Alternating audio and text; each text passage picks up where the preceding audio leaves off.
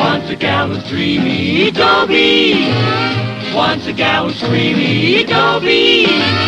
Once a gal to call his own. Is she blonde? Is she tall? Is she dark? Is she small? Is she any kind of dreamboat at all? No matter, he's hers and hers alone. Dobie. There used to be a lot of pigeons in this park. Now there's only one. Me. I've been sitting here 2 hours waiting for a girl. Thalia Manager. Girl? What am I saying? She's not a girl, she's a cash register. I've had it. 2 hours is long enough to wait for anybody. I'm going to give her just exactly 1 more hour. If she isn't here by then, I'm through.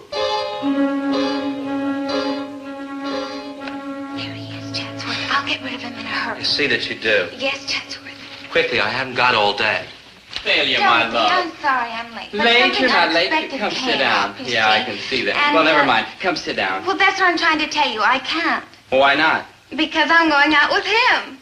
But you've got a date with me. I know, Dobie, and I wouldn't dream of breaking it if it weren't for something important. Like what? Him. What's Chatsworth Osborne Jr. got that I haven't got? Chatsworth Osborne Sr. But he's too old for you. He's 22 if he's a day. I know, but he's so dominating. You mean rich? How many times must I tell you that it's not money that really counts, it's strength I want. Well, I can lift my own weight. I mean strength of personality. You see, money is just a symptom, but strength is it. Uh-huh. You see, and it's the positive thinking and power and domination in any relationship between a man and a woman. You see, one partner must dominate.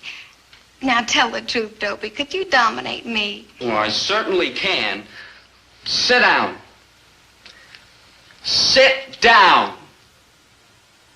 Won't you sit down, please, Thalia, baby, honey? Goodbye, Dobie. Yeah, how about tonight? No. You're going with him, huh? But I can't help but he's dominating. But he's too old for you. Fool, don't you realize that when you're 25, he'll be 30? Goodbye. All right, goodbye. Goodbye forever. This is the end. Sorry I took so long to... Sorry, a fat lot of good that does. Can I call you tonight? Can I carry your racket? No, very well. Oh. Good riddance. Good riddance. I'm better off without you anyhow. I need you like I need oxygen, food, water, light.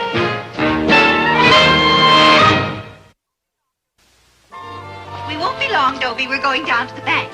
Yeah, we're going down to the bank to sign a note to borrow some money to buy a new truck so I can go out and deliver groceries and make a living to keep you strong and healthy so you can go out and chase girls while I go out and drive the truck. Here, put this on.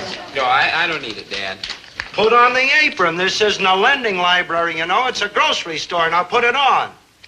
He doesn't need to put on the apron, Herbert. Stop bullying the boy. He can put it on for 15 minutes. Oh, okay, Dad, if it'll make you happy. I don't ask to be happy. All I ask is that you wait on any customers that come in and put the money in the cash register, which reminds me.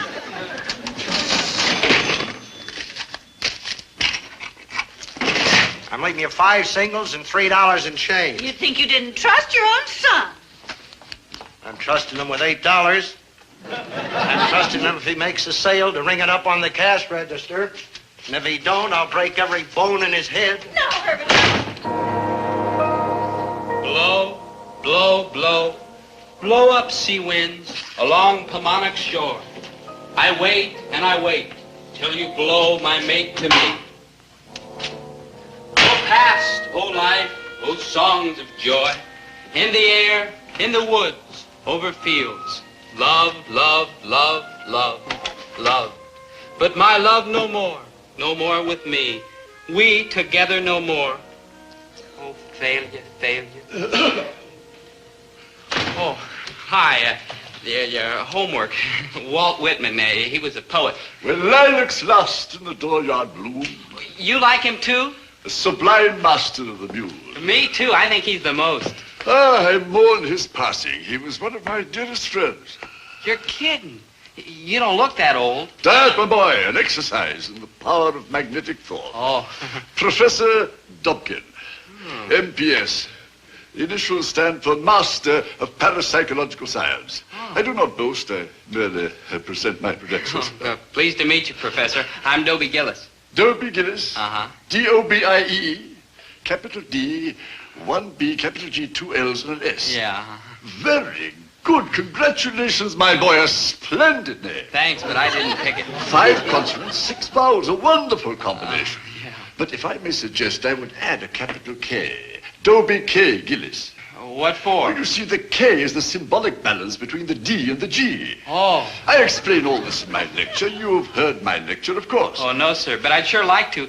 When is it? Well, I'm not quite sure. You see, I haven't been able to find a hall. Temporary lack of funds. Just temporary, you understand. Oh, well, I understand lack of funds. But in the meantime, you could be studying my books. What books?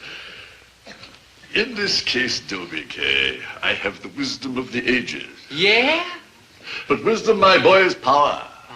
Power can be evil as well as good. How do I know that you wouldn't use this power to amass a fortune for yourself or sway to your will the multitudes of women who could not resist your personal magnetism? Women? Dominate women? Girls, too? Oh, girls be your abject slave. The briefcase, Professor. Open the briefcase. This handsome deluxe edition in all leather binding together with the free encyclopedia in 10 volumes is published by none other than the Society for the Promulgation of Parapsychological Science under the copyright of the government of the United States of America. It sells regularly for $187.50, hardly the cost of publication. Well, I can see it's a bargain, But Professor. you know, Dobie K., I wouldn't sell you this set, not even if you begged me. No? Why not? Oh, my boy, you're not ready for it. No? But I'll tell you what I will do. What? If you'll promise to study. Oh, I promise. I will let you have volume 1 in this paperback edition for the ridiculous sum of $2. $2.99. Yeah, 99 cents. There you go, Professor. Thank you, my boy. Thank you. The 10 golden rules to success. Yeah, where's the part about the women? It's all in the book, my boy. It's all in the book. The Earth is a vast terrestrial magnet pulsing with the forces of cosmic derivation. Professor, I don't understand one word of it. It's all so simple, Dobie K. What is the power, my boy, that turns this Earth? What is that vast power? Did I hear you say electrical magnetism? Right. Under your feet are vast magnetic currents. Now, all you have to do is to connect your personality with that vast magnetic power. Oh, I'd like to. How do I do that? It's so simple, Dobie K.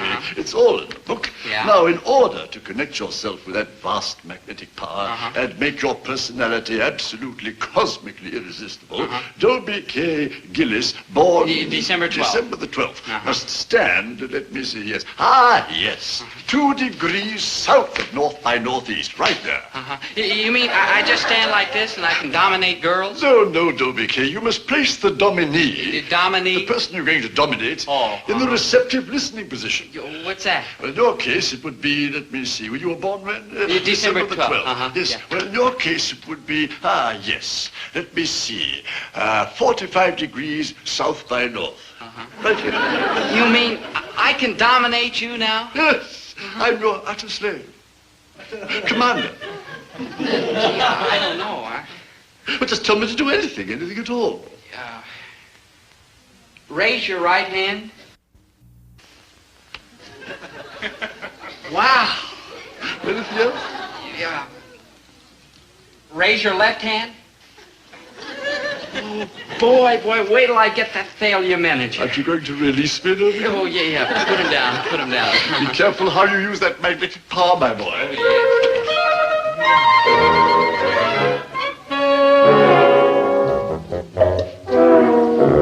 You sent for me, Chatsworth? Yes, I'm glad you made it. Look, we're not going out tonight. We had a date. Look, don't you hear well? I said we're not going out tonight. Why?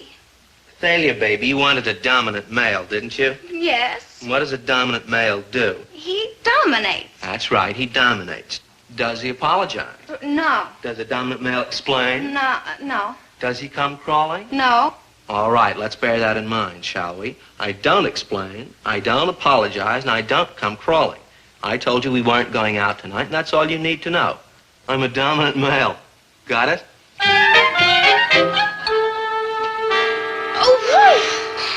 Oh, the nerve of some people. Stand up!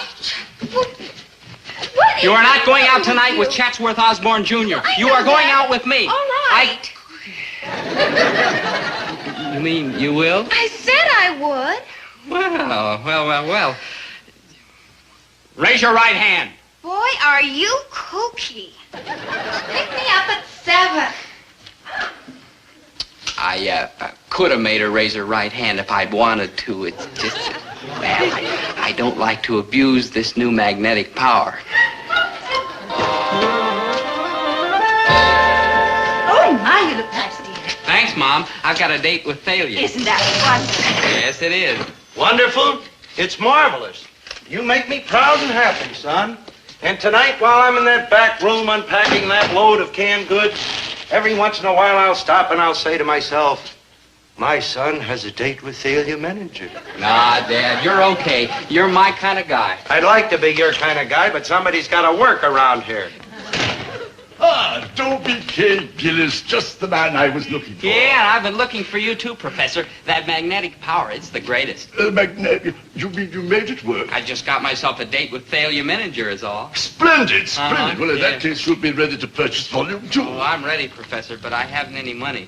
None? Not a penny, no. Oh, that's rather unfortunate. I was wrong. But I'd sure like to come to your lecture and learn some more of this magnetic jazz. Say, have you booked a hall yet? Not yet, I'm afraid. You see, I'm in rather the same difficulty you are. Oh, no loot, huh? Well, just temporary, you understand. I understand. Good. I could find a hall somewhere, even a small one, and set up my pitch. I need to arrange for my lecture. I'll soon be rolling in wealth. Yeah. Hey, Professor, I wish I could help you, but... Can, Dobie, you can. How? Just name it. Maybe you could persuade your father to let me have his grocery store tomorrow Well, night. I don't know. He doesn't persuade very The grocery easy. store would be ideal. You see, we could serve little snacks and things like that. Snacks? My father will kill me. Dobie, you of all people know how important it is that I spread my message to the yeah, world. I know. Can't you get your father out of the grocery store just for tomorrow night? Well, how? We'll get him to go to the movies. Oh, I don't... Say, maybe I could use my new magnetic power. Make him go to the movies. Sure, I can do it. I don't think I would if I were you, Dobie. Dobie K. Remember, I'm attuned to the greatest force in nature. I can feel the cosmic energy coursing through my body. Professor, my father will be at the movies tomorrow night. Count on it. Take my advice and have a little more experience. Read volume 2. I hope there's a train out of town tomorrow night. Well, another day, another dollar. Winnie, let's you and I go upstairs and take off our shoes, sit down and watch television, huh? No. No what? No television. What's wrong with television? There is nothing wrong with television, but you and I are going out tonight. People who stay home night after night stagnate. You have been reading those women's magazines again. Never you mind what I've been reading. We are going out to the movies tonight. Not me, baby. I am going upstairs and stagnate. Herbert, I won't let you. Whether you like it or not, I am going to broaden your cultural base. At the movies? No arguments. We are going to the movies, and that's final. Okay, but you don't argue fair. Dad, turn this way, will you? Hey, what do you think you're doing? Oh, I'm putting you in the susceptible listening position. What? Just a little more. That's fine. Now listen carefully. You are going to the movies tonight. Okay, I'm going to the movies. Will everybody get off my back?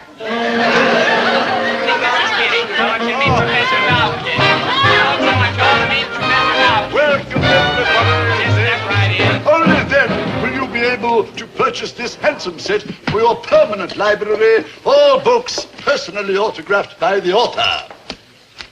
Hey, Dobie. Got any more of these potato chips? Oh, yes, madame. Let me read to you the table of contents. Chapter 1, diet and exercise and the power of magnetic thought. 2, love, the cosmic influence. 3, men, women, and... No, I see we're a mixed audience here. I will leave you to read the table of contents for yourselves, ladies and gentlemen. Dobie, the first ones were saltier. Haven't you got any of them left?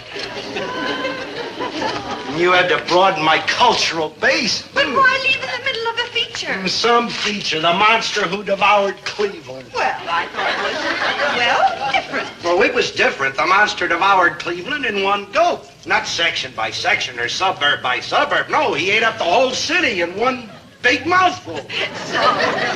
Oh, and those kids in the audience smooching and lollygagging all over the place. That wasn't a theater we were in. That was the Tunnel of Love. Now, Herbert. I don't have the key upstairs. We'll have to go through this door. And when they weren't smooching, they're eating peanuts, popcorn, chewing gum, potato chips. I felt like I was sitting in the middle of a delicatessen counter. Well, they have a right to eat. Only after you have finished reading. It's all right. Dobie's here. You're a little late, folks, but come in. You're welcome. Dobie, get rid of these freeloaders and I'm going to take care of you. No, Dad. What? Dad, don't make me put you in the susceptible listening position. What? Don't make a scene, dear. These people are our customers. Herbert Gillis, you will be quiet. You will let these people stay here because I, Dobie K. Gillis, command you to. Okay. Good. This fine young man will now pass among you. If you feel weak, debilitated, badly used and put upon, Would anyone simply care to buy a give copy this of young man book? a paltry sum Books, of The Power of Magnetic $3.99, and the key to success is yours. Read it, ladies and gentlemen. Mom, buy a book, please. Please buy a book. The Power of Magnetic Thought, only $3.99. Please buy it, Mom. Dear, this is Please, the biggest please, please. Oh, thank you, Mom. Winnie. Thank you. Why? Thank you, madam. Thank you very much. Now, how about the rest of you ladies? You husbands, doesn't happiness mean more to you than the insignificant sum of $3.99? Ladies, what can you buy for $3.99? Cold cream, face powder, lipstick. Ah, foolish ladies. In this book, you will find the beauty secrets of Cleopatra, the siren of the Nile. Cleopatra didn't have a beauty shop to go to, yet she knew how to reduce the mighty Caesar to helpless idiocy and make the great Mark Antony her devoted slave. And how about you gentlemen, you pale, puny men? Wouldn't you like to increase your vitality, win new friends, find better jobs, get rid of those pot bellies, all for the insignificant sum of $3.99? Well, what are you waiting for? Get your copy now.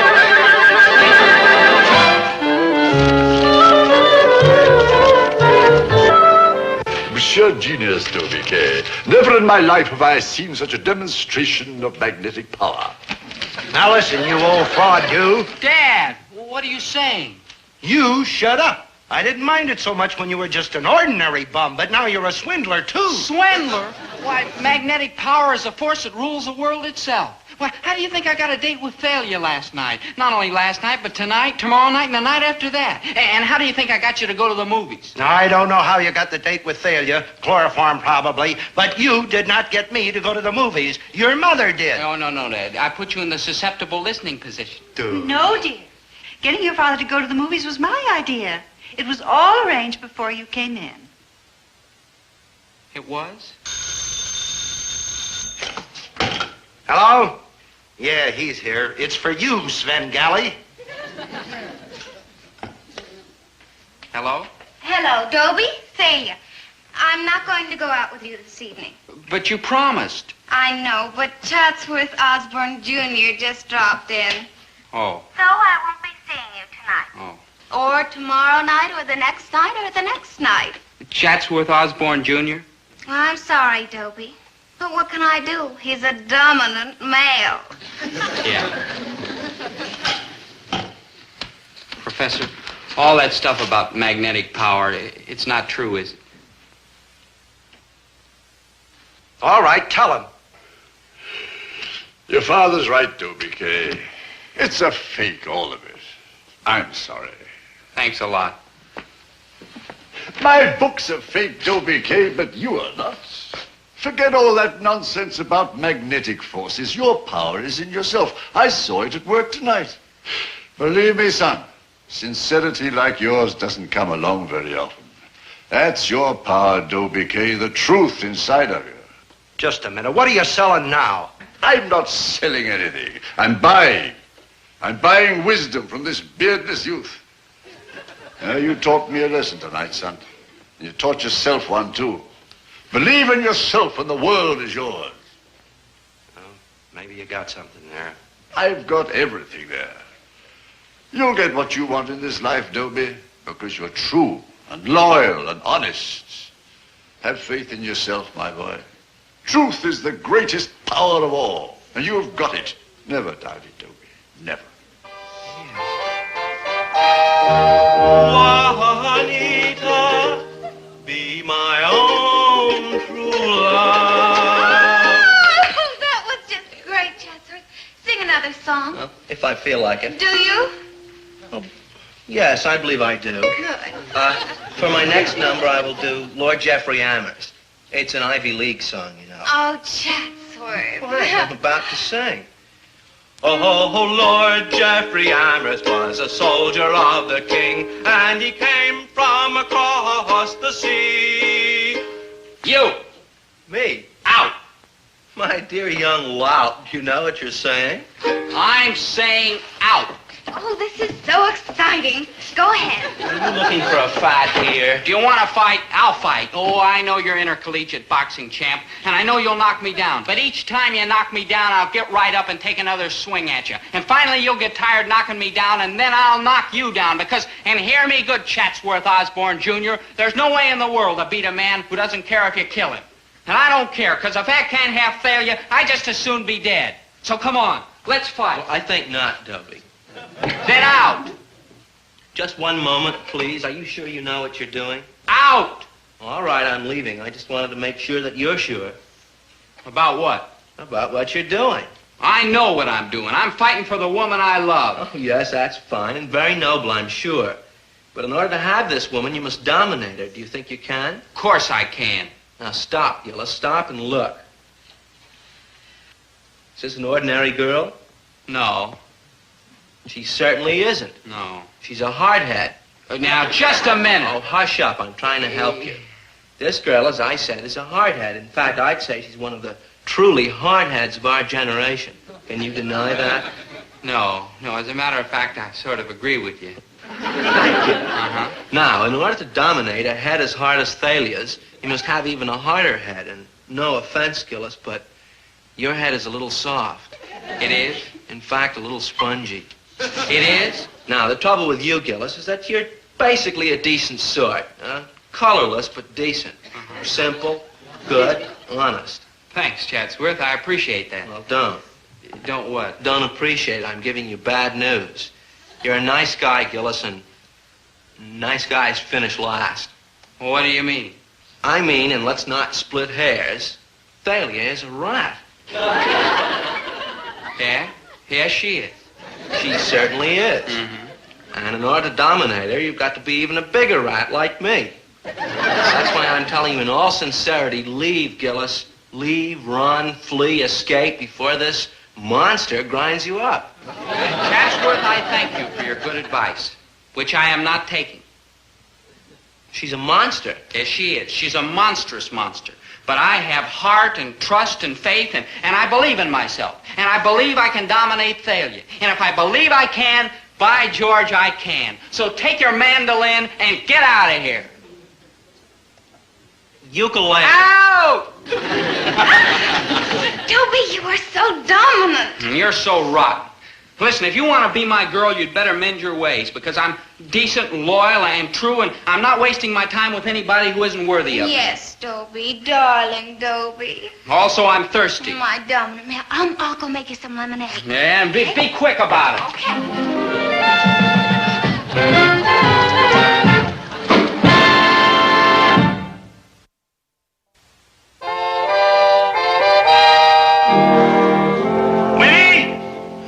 A new dress, every 6-8 months, a new dress.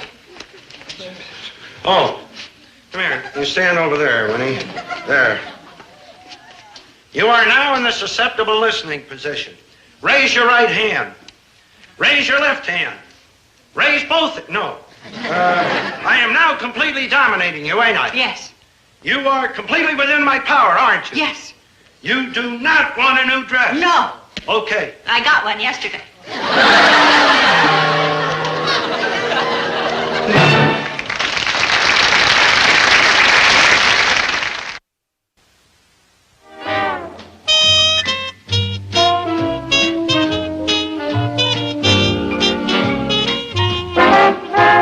Dobie, once a gal was dreamy. Dobie, Once a gal was creamy, Dobie.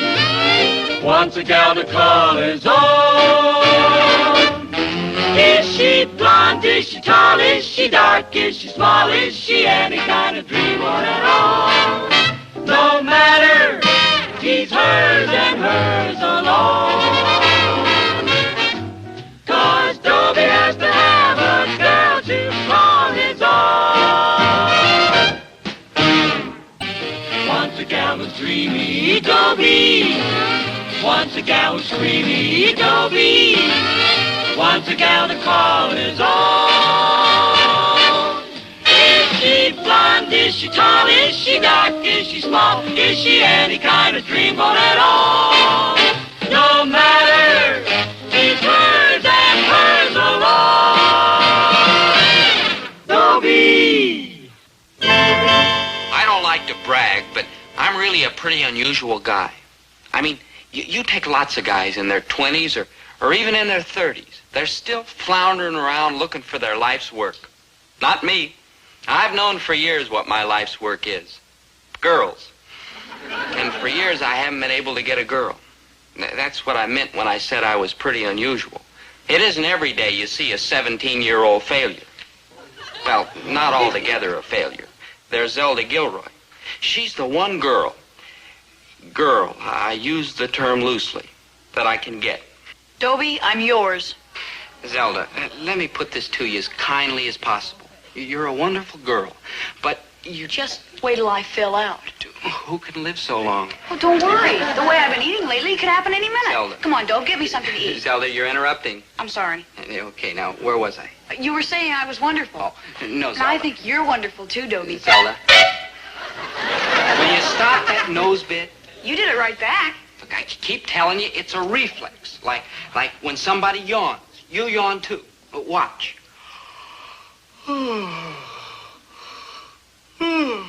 Well, Well, normal people do. Do you think you can be quiet? I don't know. I can try. Well, try hard. Now, as I was saying, you're a wonderful girl, loaded with personality and drive. And I'm sure there's lots of guys who'd love to have you. I can't for the moment think who, but I'm sure there's lots. Name 3. Well, No, Dobie, let's stop dreaming. I mean, do you really think I'd be chasing you if anybody else wanted me? I mean, anybody. But beggars can't be choosers, and it looks like you're it, pal. You know, if you face facts, you'd see that you haven't got any choice either. Nobody'll have you but me. Zelda, I don't want to be unkind, but I never saw your picture in anybody's locker. My point exactly. You see, Dobie, there are 2 kinds of people in this world, the haves and have-nots. You and I are have-nots. So let's at least have something, each other. But I don't love you. Of course. Who wants to love? Well, you will eventually. I mean, when something's yours, you gotta love it.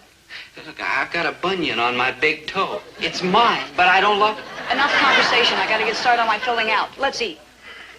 You know I have no money. This won't cost you a cent. Yeah, free food? And the best in town. Free? Come on. Free? Enough butter, okay? Look, you've got butter on your bread, you got butter on your meat, you got butter on your potatoes, you got butter on your butter. Do you have to have butter on your dress? Speaking of dresses, dear. No. But I need one. What for? I have to go downtown tomorrow to buy some clothes, and I haven't got a thing to wear. You're buying a dress to go buy dresses in? Of course, dear. Now listen to me.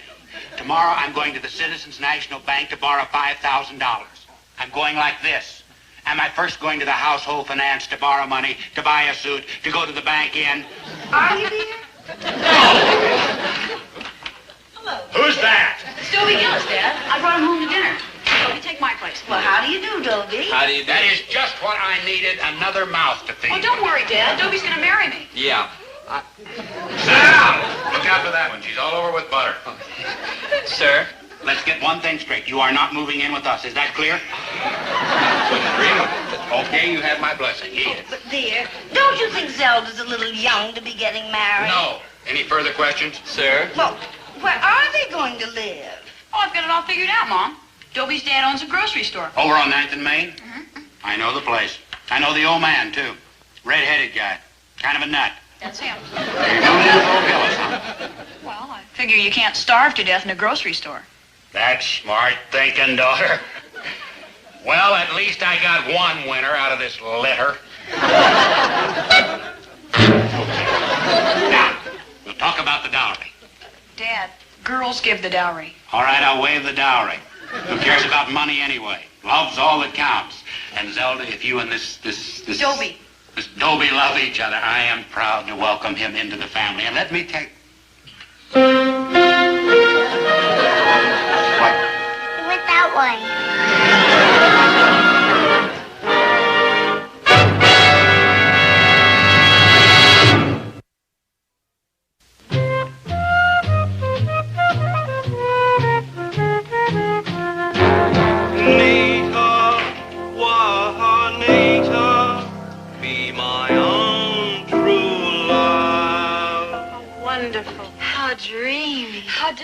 Yes, it was rather, wasn't it? Oh, you gotta be kidding, Daddy. Move over, make room for some jazz. Hey, now, you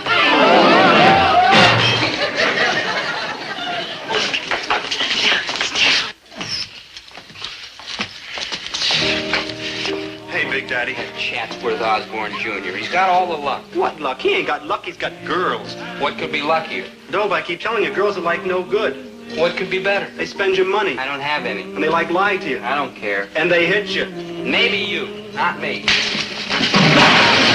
Fine thing. Eat and run, and out the back door yet. Are you all right, Dobie? Fine, Zelda. Maynard, help me up. Maynard, the telephone bit. Affirmative. Are you sure you're all right, Dobie? Oh, fine, Zelda, fine. Now cut that out!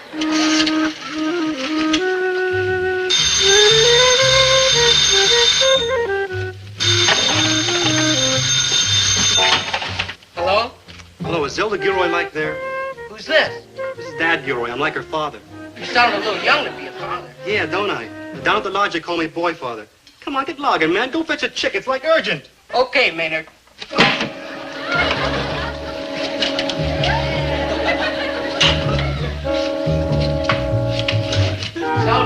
Zelda, telephone for you. Says he's your father. But Dad doesn't know that I'm... Must be urgent, Zelda. That's what he said, like urgent. Yeah. Thanks. Hello? Hello? Hello, Dad? Hello? Good thinking, Dobe. It's only temporary. No matter where I go, this girl will find me. You bet.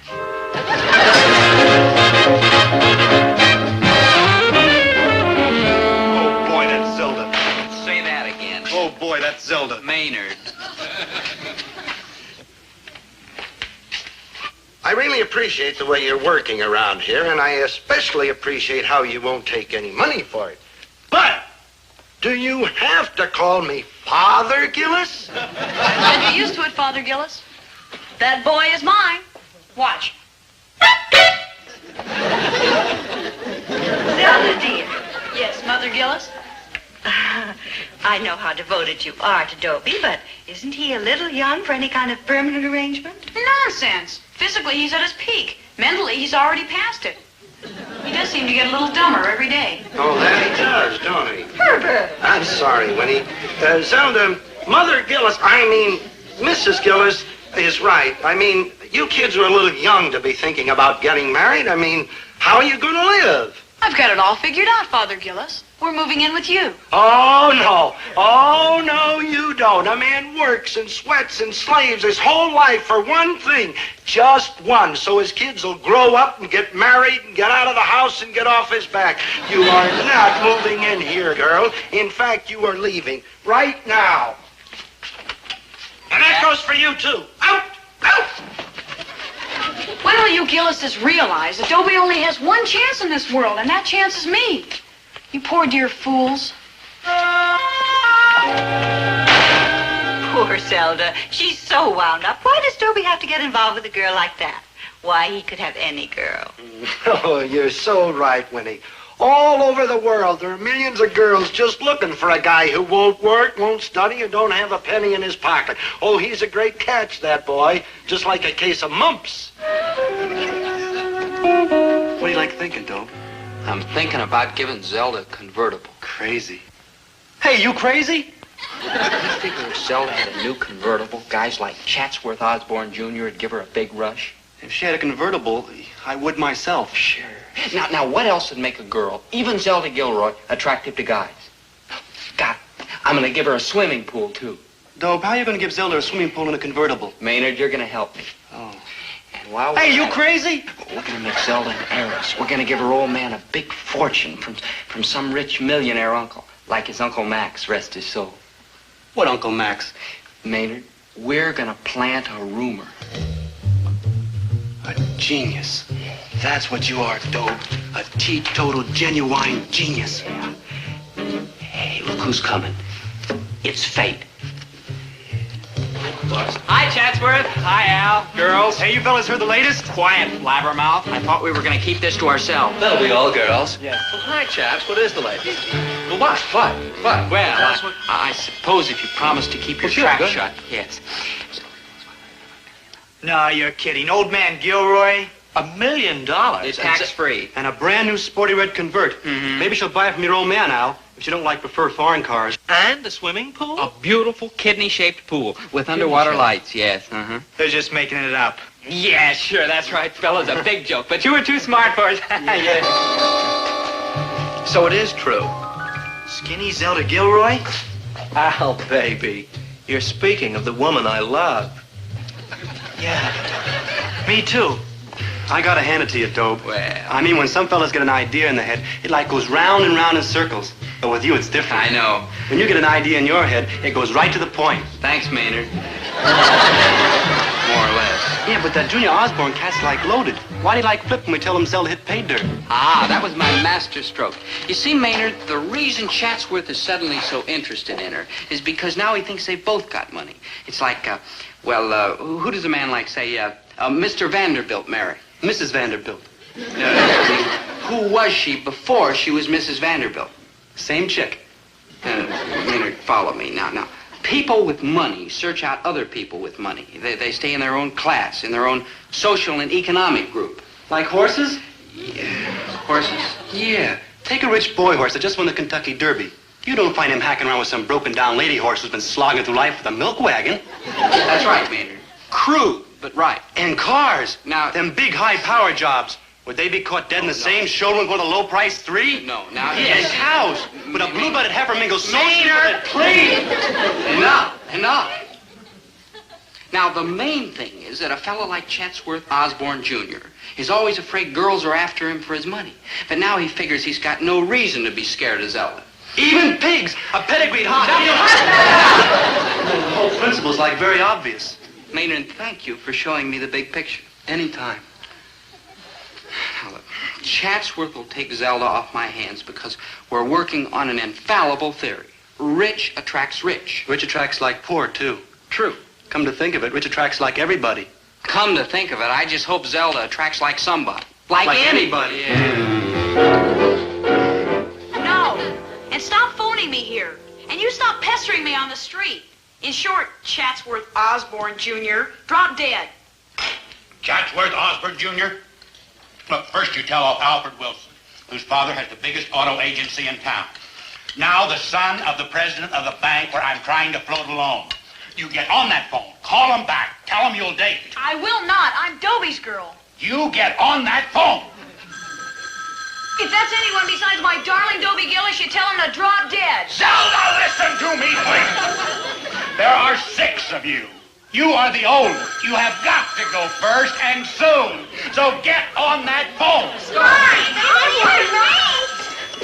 Hello? You Dobie Gillis and drop dead. Who? Oh. Dad is for you. It's from the bank, Mr. Osborne Sr. If that Mr. Osborne tells you I have to date his son, you tell him I'll run away from home first. Yes. Hello there, Mr. Gilroy. How are you? Fine, thanks. How are you, Mr. Osborne, sir? Are you very busy, sir? What? Are you too busy to talk about your lawn? No, I don't mind talking about the loan now. Well, if you can see your way clear... Would you just let me take the phone into the next room, please? What am I, some kind of chattel or something? If you're going to just sell me like some horse or some cow. His son wants to date you, And he wants to give your father that bank loan. All of a sudden. Why?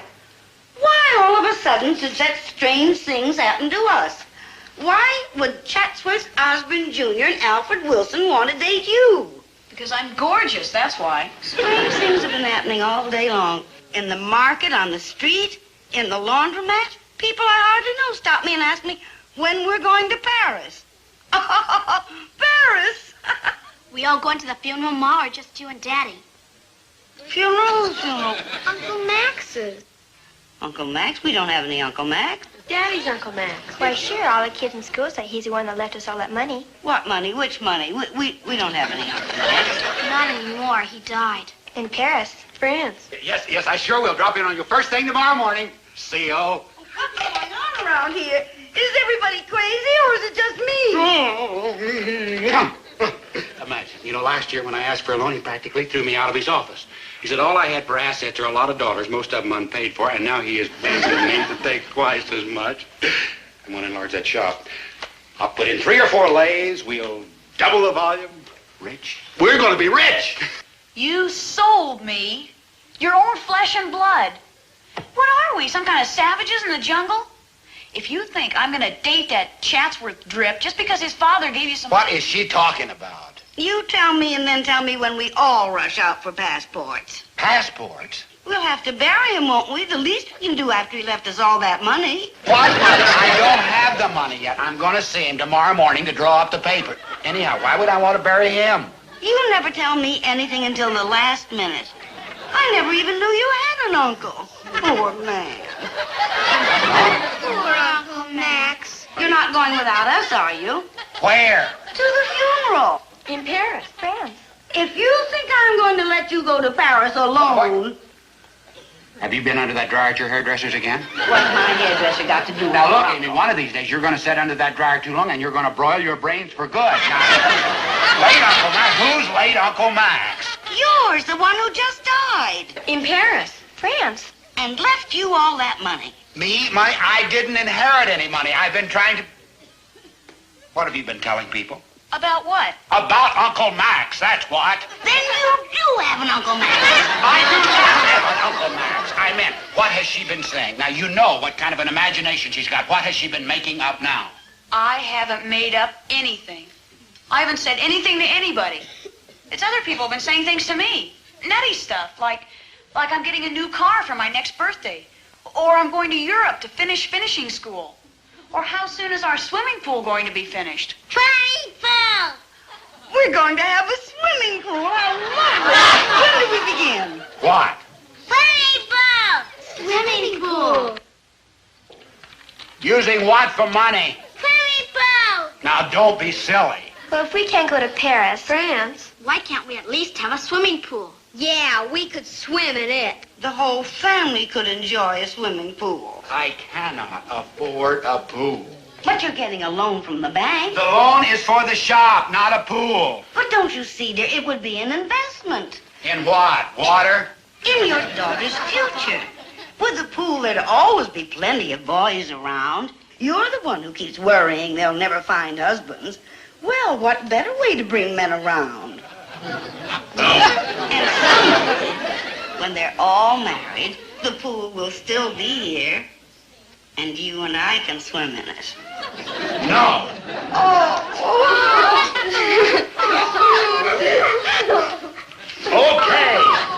Okay. Swimming pool!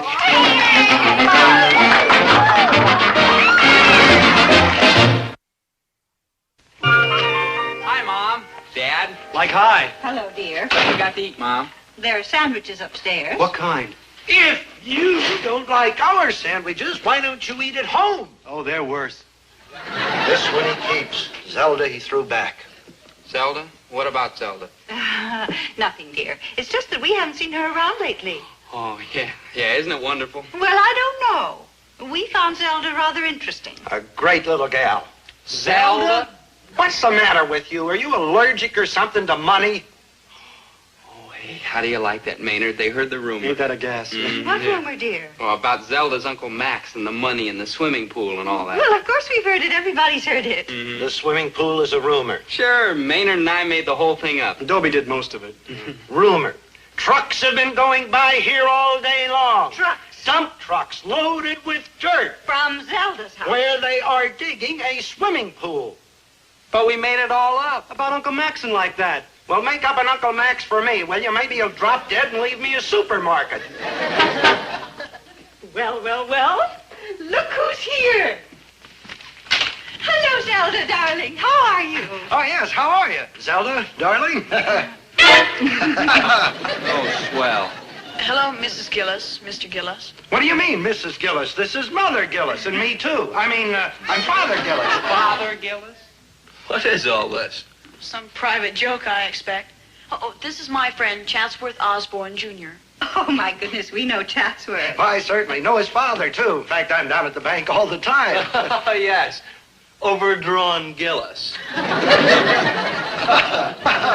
What can I do for you, Zelda? Oh, please send over some root beer, ginger ale, marshmallows, frankfurters, buns, and, well, you know, everything for a splash party. Just leave it to Father Gillis. Thank you, that'll be all. Oh, wait, you know our son. Dobie? Oh, yes. Hello there. Hello there? 3 days ago, you were going to throw yourself off the bell tower if Dobie didn't kiss you. Now it's hello there. Since when did you get so big? Since Uncle Max. You ain't got an Uncle Max. So how come I have a swimming pool?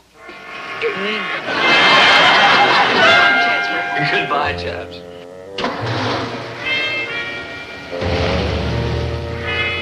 Oh, I got it. Kill that boy? That's right. Me too. I don't get it. You get it because I don't get it. No. Me neither. We made up Uncle Max. You were right there. Yeah. Dobe, you don't suppose we really made up an Uncle Max? I mean, we made up an Uncle Max who really was. I mean, like an Uncle Max really. Ooh. I mean, like the science fiction pictures, you know, where they like imagine something and it like really happens. Ooh, I get like chills. You know, I mean... Maynard, I know what you mean, and it's ridiculous. Oh, don't be too sure, Dobe. There's a lot of things in this world that can't be explained. Maynard. Take electricity. I may take electricity later. Right now, I'm going to take my swimming trunks. Where? To Zelda's pool. If I made it up, I may as well swim in it. Well, hi, Zelda. Chatsworth, hi, Al. When do we get to go in the pool? Yeah. When we get Zelda married off. And you two will wait till we get those two married off. Then when we get you two married off, Swimming pool. 14, 15 years yet. Hi, Mr. Gilroy, Mrs. Gilroy, kids. Yeah, I hope you don't mind. I think I'll just change into my trunks. Where do you think you're going? Swimming. Zelda invited me. When?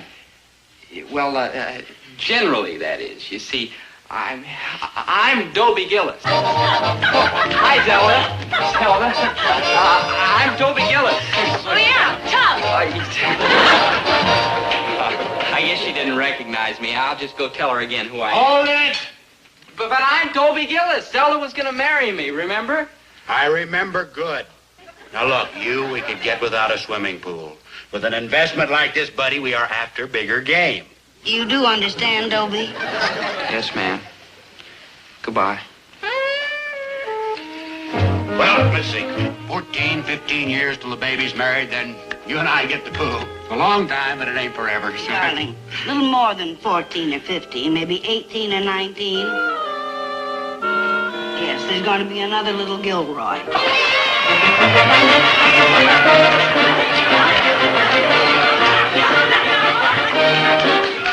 I wonder if I'm too old to join the French Foreign Legion.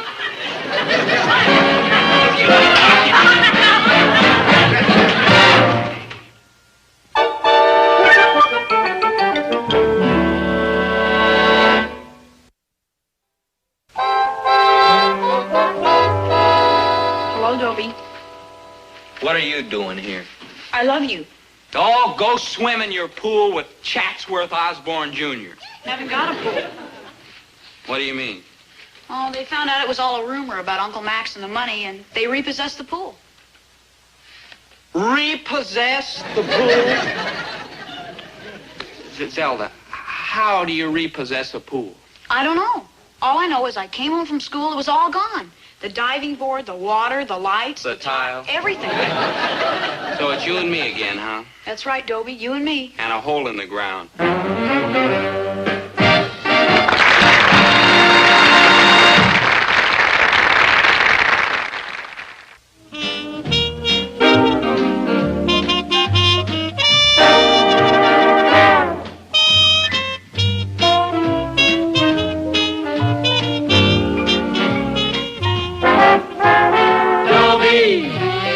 Once a gal was dreamy, Dobie.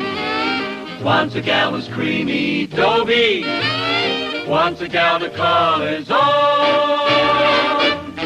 Is she blonde? Is she tall? Is she dark? Is she small? Is she any kind of dream one at all?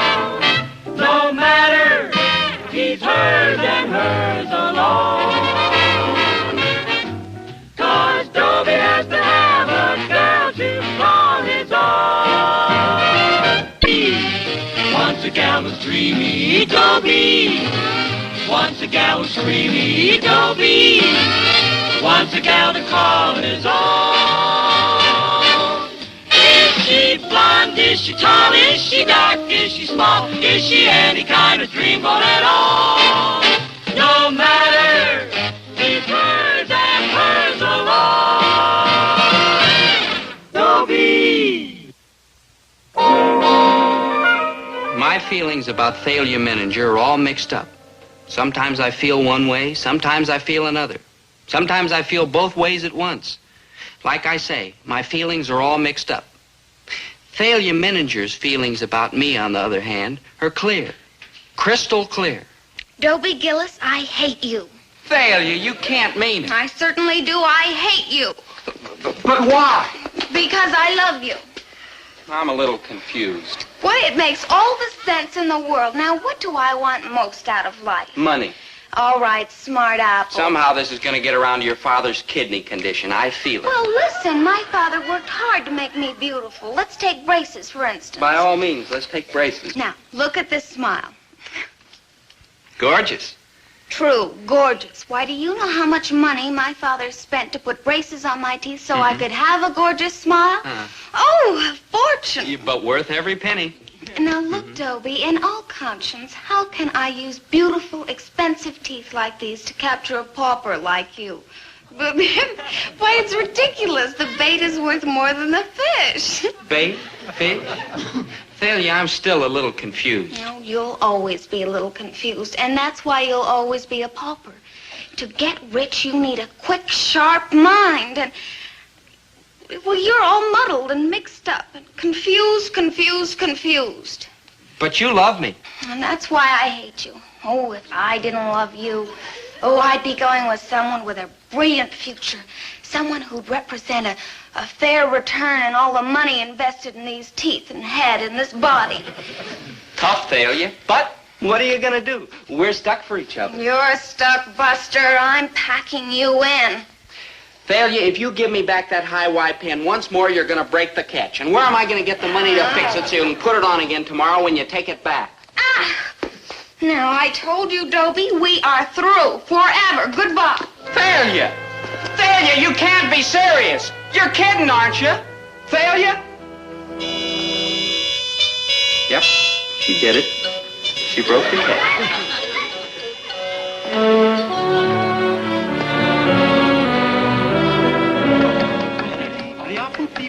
Maynard. Maynard! Maynard, where do you go when you take off on these strange flights of yours? Out, man. Far out. Believe me, Maynard, there's nothing I'd like better than to leave you there. But I'm afraid the law requires you to be here during school hours. Well, those are the breaks. Yes, Maynard, fate could have dealt us a better hand. Both of us. You know, I once turned down an opportunity to go into the aluminum siding business. But let us not mourn our fate. Let us accept our lot with a smile. Yes, sir. Smile, Maynard. There's a good soldier. Now, Maynard and the rest of the troops, will you kindly turn to page 281? Thalia, Go away. Look, Thalia, my high Y pin. I had a chain put on it, like a little locket, see? I'm not interested. But you love me. When will you get it through your head that you and I are finished? I'm delighted to hear you're finished. Because I would rather like to begin. And Dobie, will you please apply all your tiny powers of concentration, because I'm about to take up the study of logic. Logic is nothing more nor less than the science of thinking. In other words, it now becomes my task to try to teach you how to think. This looms as one of the bleakest undertakings in the history of education. However,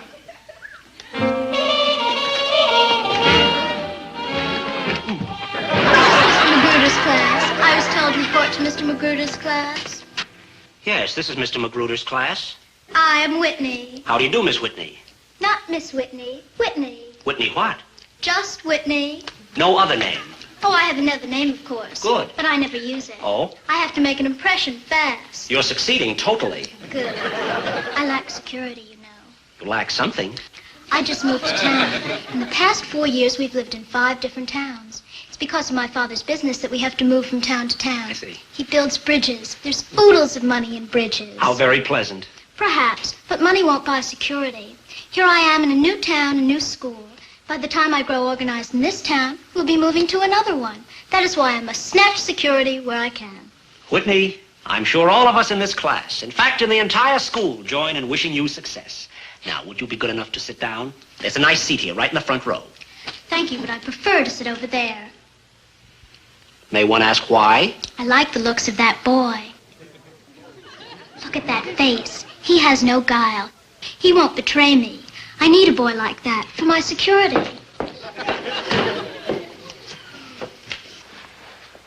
As I was saying, today we will begin the study of logic, which is the science of thinking itself. As the philosopher Descartes said, I think, therefore I am. Cogito, ergo sum. Ooh.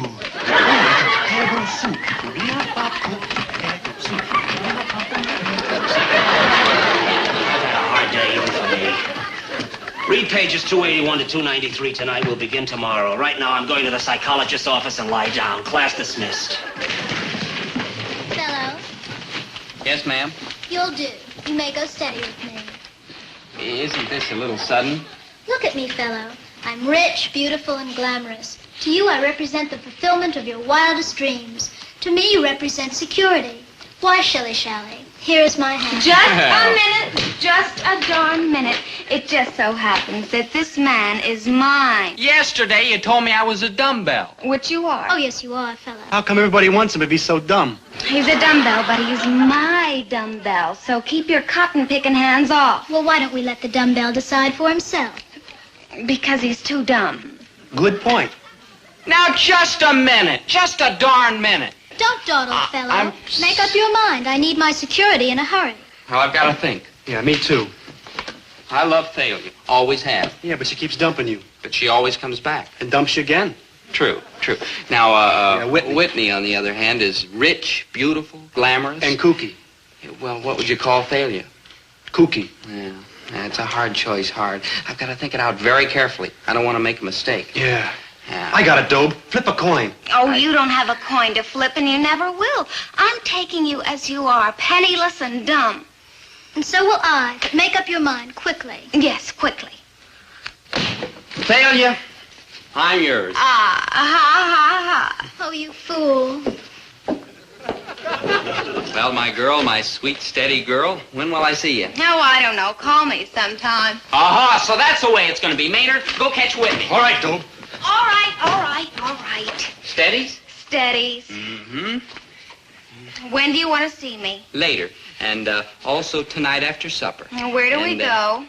Well, the fact is, Thalia, I'm You're a little short of cash. Yeah, I thought we might go for A a nice long walk. Uh-huh. I can see it all now. Life with Dobie. One nice long walk. Oh. Hey, Dobe. Uh-huh. I got like an idea how you can become a big success by walking. How? Become a mailman. Thanks, Maynard.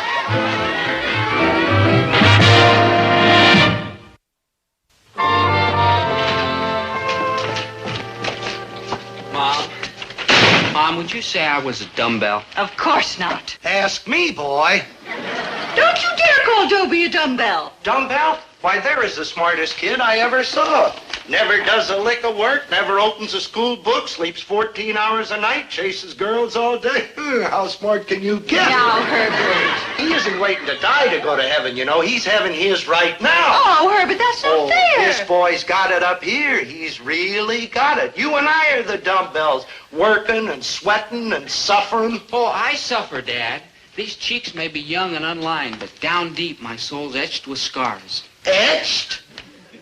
Dad, I don't want to criticize, and I know you do your best according to your meager understanding. But, Dad, when a guy comes home from a day out in that hard world, is it too much to expect a little sympathy? Oh, Dad, I know you'll try to do better. I gotta kill that boy. I just got him. You gotta understand that boy. That's what you gotta. He really does suffer, you know. He's at the awkward age. Well, I'm at the awkward age, too. Old arms and old legs and no help from that young awkward age bum. Keep shouting, Herbert. That's the way to learn things. Keep shouting. I'm sorry, Winnie. That's better. As I was saying, Dobie is at a difficult time of life. He's no longer a boy, and he's not yet a man. But why isn't he a man? He's as tall as a man. He weighs as much as a man. He walks like a man. He eats like a horse. Why isn't he a man? Keep shouting. All right, Winnie, no more shouting, but explain it to me, will you please? Slowly, I'm dumb. I guess that's where the kid gets it. Oh, you're not dumb, Herbert, and neither is Dobie.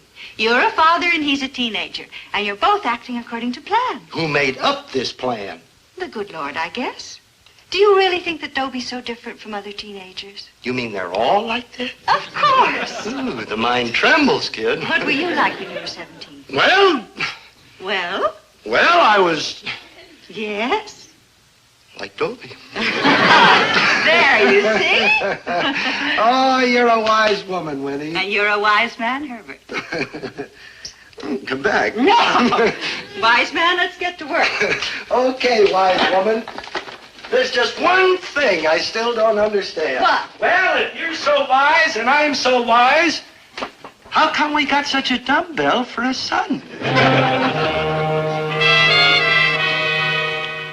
When I picked up Thalia, I thought she was going to be unhappy. In fact, I thought she'd give me the rough side of her tongue. But she was a doll, an angel, so sweet, so happy. I couldn't figure it out. Thalia, I said, why are you so happy? Because I finally figured out a way to make you a success. Oh. Now, do you remember the assignment Mr. Magruder gave us in logic? No. Swell. Dobie, logic is the science of thinking.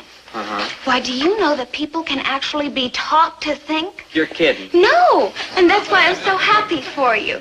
Why, you don't have to be dumb all your life. Isn't that wonderful? Yeah, wonderful. Come on, let's walk over to the movie. Sometimes they forget to lock the side door. Now, just a minute. You're not paying attention. This is the most important thing that ever happened to you. Why, this book here can wake up that sluggish mind of yours. My mind's Now, so sluggish, how am I going to understand all this stuff in the book? Well, I'll teach you. I'll coach you step by step, bit by bit. That's all we're going to do? Until you learn to think. Now, let's get started. Pay close attention. Before we can learn to think properly, we must learn to detect the common fallacies of logic. A fallacy is simply a false argument. Unfortunately, there are a great many fallacies being spread around daily, and most of us have not learned how to distinguish what is false from what is true. Now, until we do, we cannot learn how to think. Therefore, let us turn the cold light of truth on some widespread fallacies. Oh, isn't this exciting, Dobie? Oh, that's the word, exciting. Now, first, let us examine the fallacy called dictosimpliciter. Dictosimpliciter. Hey, catchy title. Bet you Maynard could set it to music. You rang? Oh, hi, good buddy. What you doing? Oh, I was just out picking up some tinfoil. Oh, say, you know, Maynard's got a ball of tinfoil this big at home. Oh, no, now it's this big. Well, what do you do with it? Oh, I pick it up and put it in a ball. And then what do you do with it? Oh, I go out and pick up some more. Oh, excuse me, I should have known. Goodbye, Maynard. Yeah, hey, what are you cats doing? Studying. Thalia's going to teach me how to think. Oh, you won't like it. Maynard, if you don't listen, we'll be quiet. First, let us examine the fallacy called dictosimpliciter. Oh, wee, wow, what a beat. Dicto-simpliciter, dicky-dicky-doo. Yeah, I knew he'd love it. Stop it this minute, or I'm leaving. Knock it off, Maynard. First, let us examine the fallacy called dicto-simpliciter. Dicto-simpliciter means an argument based on unqualified generalization. For example, exercise is good, therefore everyone should exercise. No, I agree. I think exercise is wonderful. Yeah, like build your body. That's why I like nice long walks. They develop your leg muscles. You know, I got the second biggest calves in the whole school. No Will kidding. you two shut up? Now, the argument is a fallacy. It is not true. Oh, when you say exercise is good, you must qualify it. You see? For some people, exercise is not good. For instance, if you have a heart attack or kidney condition or like that.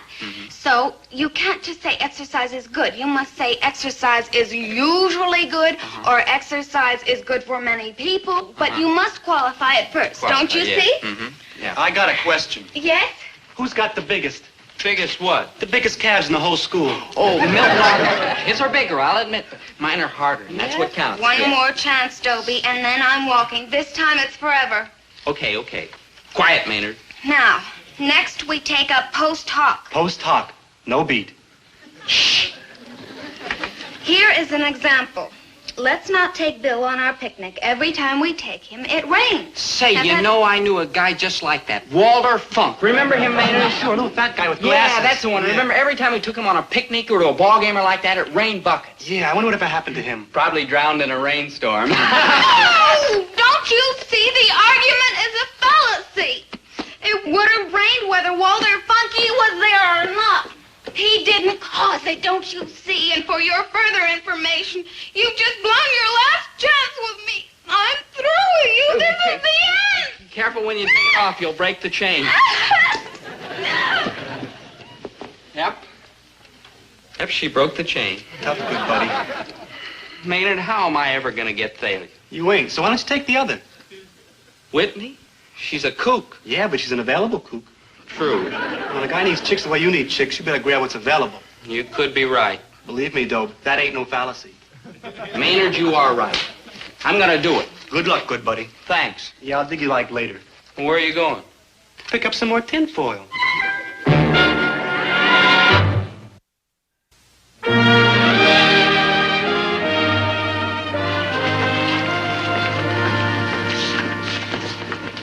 Hi, Whitney.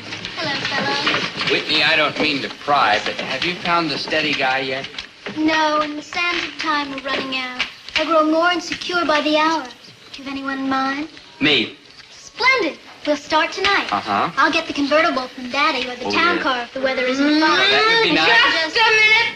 Just a darn minute. Yes. He's mine and butt out. But Thalia, last night you That said... was last night. This is today. You mean you want me back? Of course. I'm confused. It's simple, Dobe. She only wants you and somebody else wants you. No, Thalia. This time I am not coming back. Oh, don't be silly. You love me. Look at these teeth in this face and this body. You can't knock it, Dobe. That's a fact. Yes, she does have a certain folksy charm, while I, on the other hand, You, am on the rich. other hand, shut up. Dobie, darling, come back.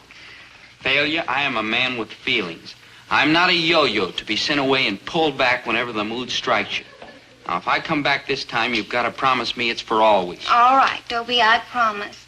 Unless, of course, I get tired of you. Oh, well, that's different. Yes. Steadies? Steadies. Yeah, uh-huh. All right. Yes. Oh, here's my high-Y pin. The chain's broken and the catch is broken. You'll have to figure out some way to keep it on. I'll figure it out, Dobie. Yes, my darling. Yes, my great tawny animal.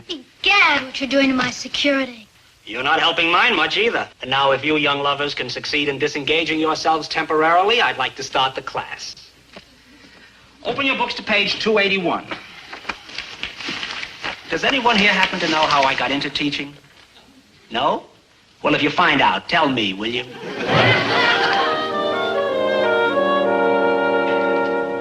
All right, Herbert, here he comes now. You're on your own. Winnie, I am not... You better. Are you threatening me? You bet. And I'll be waiting upstairs. Ah, come on in here, boy. Am I glad to see you? You are? Yeah, come on, boy. Let you and I have a heart-to-heart talk and get to understand each other better. Dad, I've got a date. Break it. With Thalia. Break it. You're kidding, of course. I said break it. Your mother wants us to have a heart-to-heart talk and get to understand each other better, and by George, that is what we are going to do. Dad, listen to me. What do we want to understand each other for? Well, we've got such a solid relationship now. Good, clean, honest hostility. I mean, we know where we stand. Why louse it up? You know something? You're right, boy. Sure, Dad. See you later. See you later, too. Oh, Dad, I don't suppose you'd let me have some money, would you? That's my Dobie who said that. You mean you will? I mean, get out of here before I kill you. Good old Dad. Hi, Mom. Hi, dear.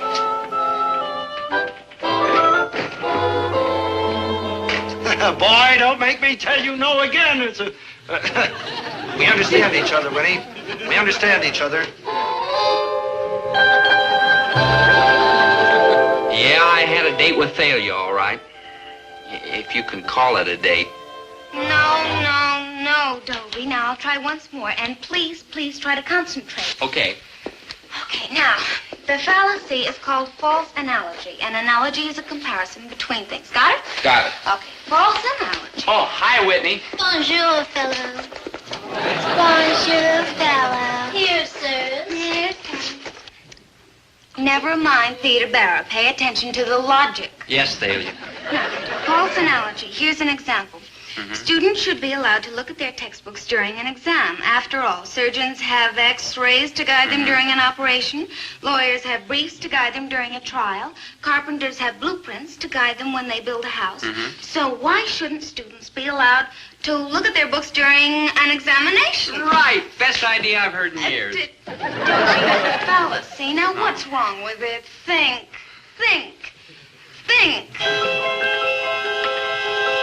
Sure, it's a fallacy.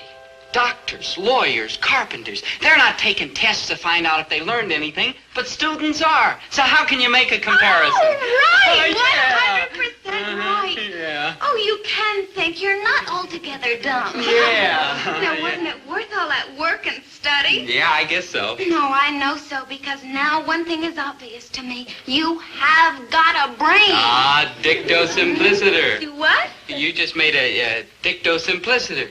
How can you say flatly that I've got a brain? You've got to qualify it. Say I might have a brain, or it's possible I have a brain, but you haven't got enough evidence to make a generalization. Oh, I've got enough evidence. You don't have to eat a whole cake to know it's good. Ah, false analogy. I'm not a cake, I'm a fella. Well, my goodness, you have learned your logic. I'm proud of you. Well, right before my beautiful eyes, I've seen a lump of clay turn into a thinking machine. Yeah, I'm kind of proud of myself. And I am grateful to you, Thalia. Really, I am. For teaching me how to think. Oh, forget it. Well, what should we do now? Well, I don't know about you, Thalia, but now that I've learned to think, the first thing I'm going to do is dump you. What? Yeah, I'm leaving you. I'm thinking at last, thanks to you. And I'm thinking I got no future with you. Oh, but you love me. True. I love you, and you love money. So maybe you stick with me a few months, maybe even a couple of years.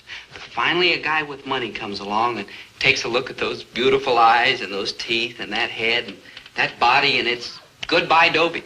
So let me say it first. Goodbye, Thalia. Dobie! You can keep the high Y pin. Bye, Thalia.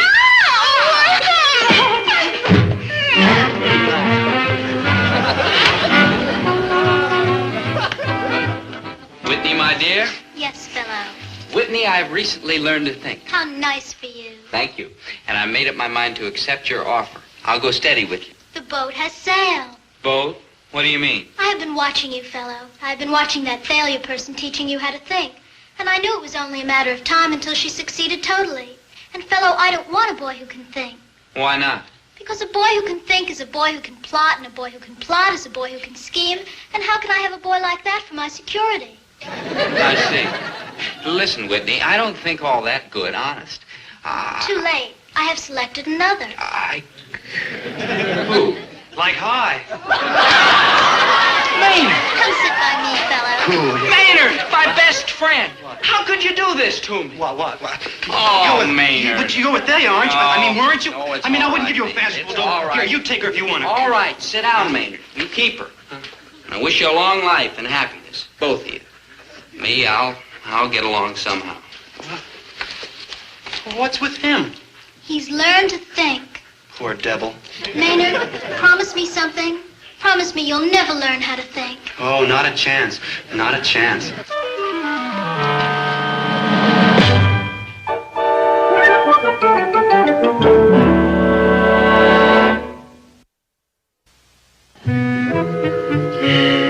Loneliness isn't too bad once you get used to it. You don't need to be lonely anymore, good buddy. I'm back with you. What about Whitney? Moved to Cleveland. Her father's like building a bridge. Oh. Yeah, I wonder what they do with the bridge in Cleveland. Gee, I'm sorry, Maynard. Oh, I don't mind. Because it's you and me again, good buddy. Just you and me. And that's the way it'll always be. I'm afraid so, Maynard. No offense, but I'm afraid so.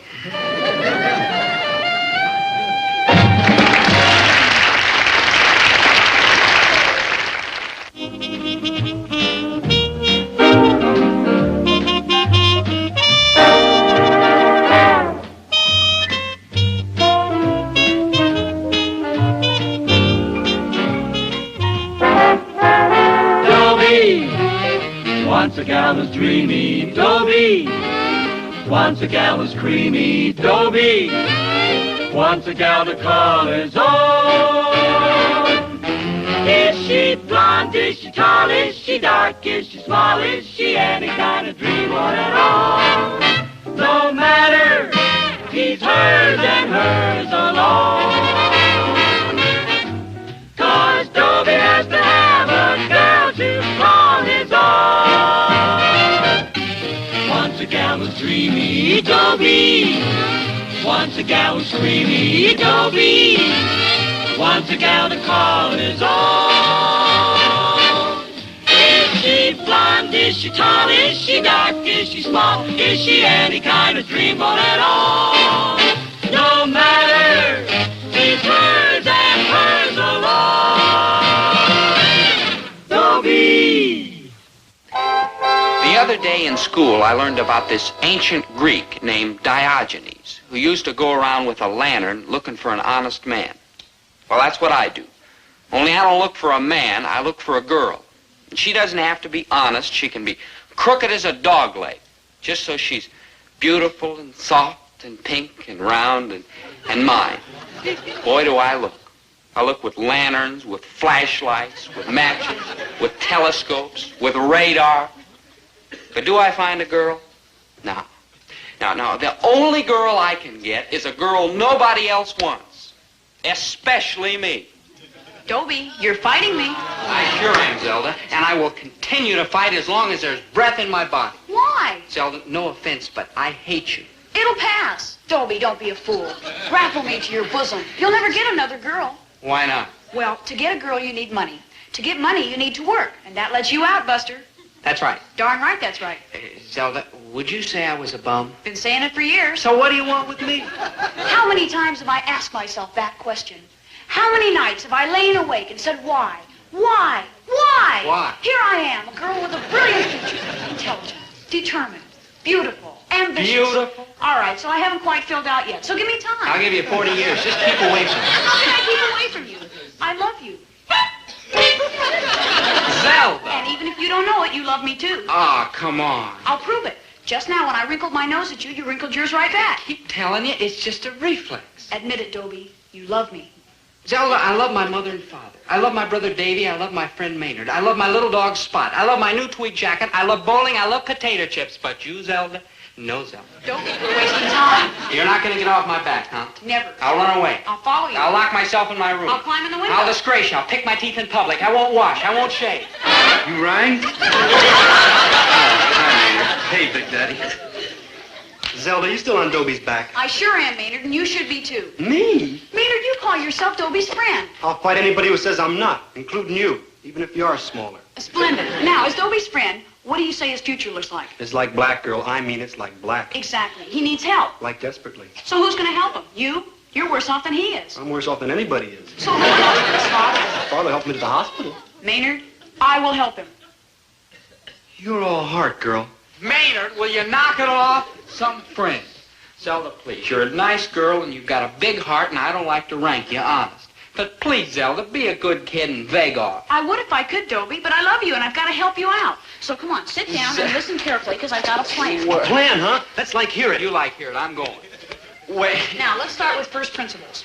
Dobie is never going to be able to make a living. Like true. So we might as well forget about a business or a profession for him. Like true. The only way that Dobie will ever survive is for him to go back to the land. Like true.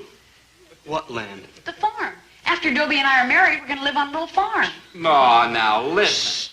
Girl, continue on. We'll raise our own food. We'll spin our own cloth. We'll make our own clothing. We'll be self-sufficient. But Dobe don't know nothing about farming. Or anything else. But I thought of that, too. So we're going down to school and enroll Dobie in biology. He can learn all about plant and animal life. He'll flunk. Not with me to help him. Yeah. Girl, I gotta hand it to you. Got everything figured out. Every angle. It's like foolproof. Thank you, Maynard. Well, Dobie, what do you say? It's like your only chance, man. And I love you. Zelda! That nose doesn't open. prove a thing, I tell you. It's like a reflex. Somebody wrinkles their nose and you wrinkle back. Watch. See? You can do it with anybody. Watch this. Excuse me. Okay, so I'm convinced. So what were you getting at? Just this.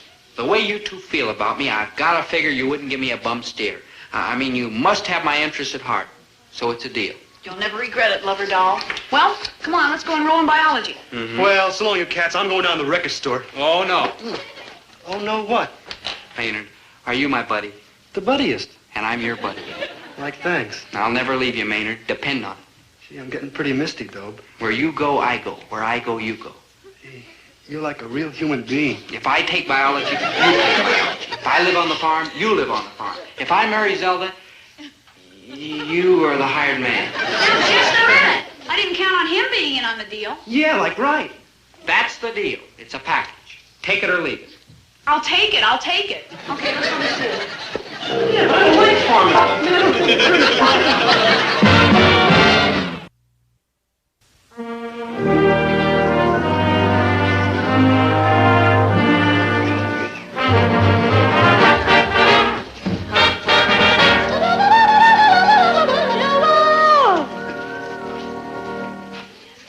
Oh, hi, Zelda. Dobie, you made it. I'm proud of you. Yeah. Well... Hey, Dobe, they're alive. Look, there's mice and rabbits and... Guinea pigs. little rabbits. Big mice. Guinea pigs. Okay, don't tell me. Oh, they're kind of cute.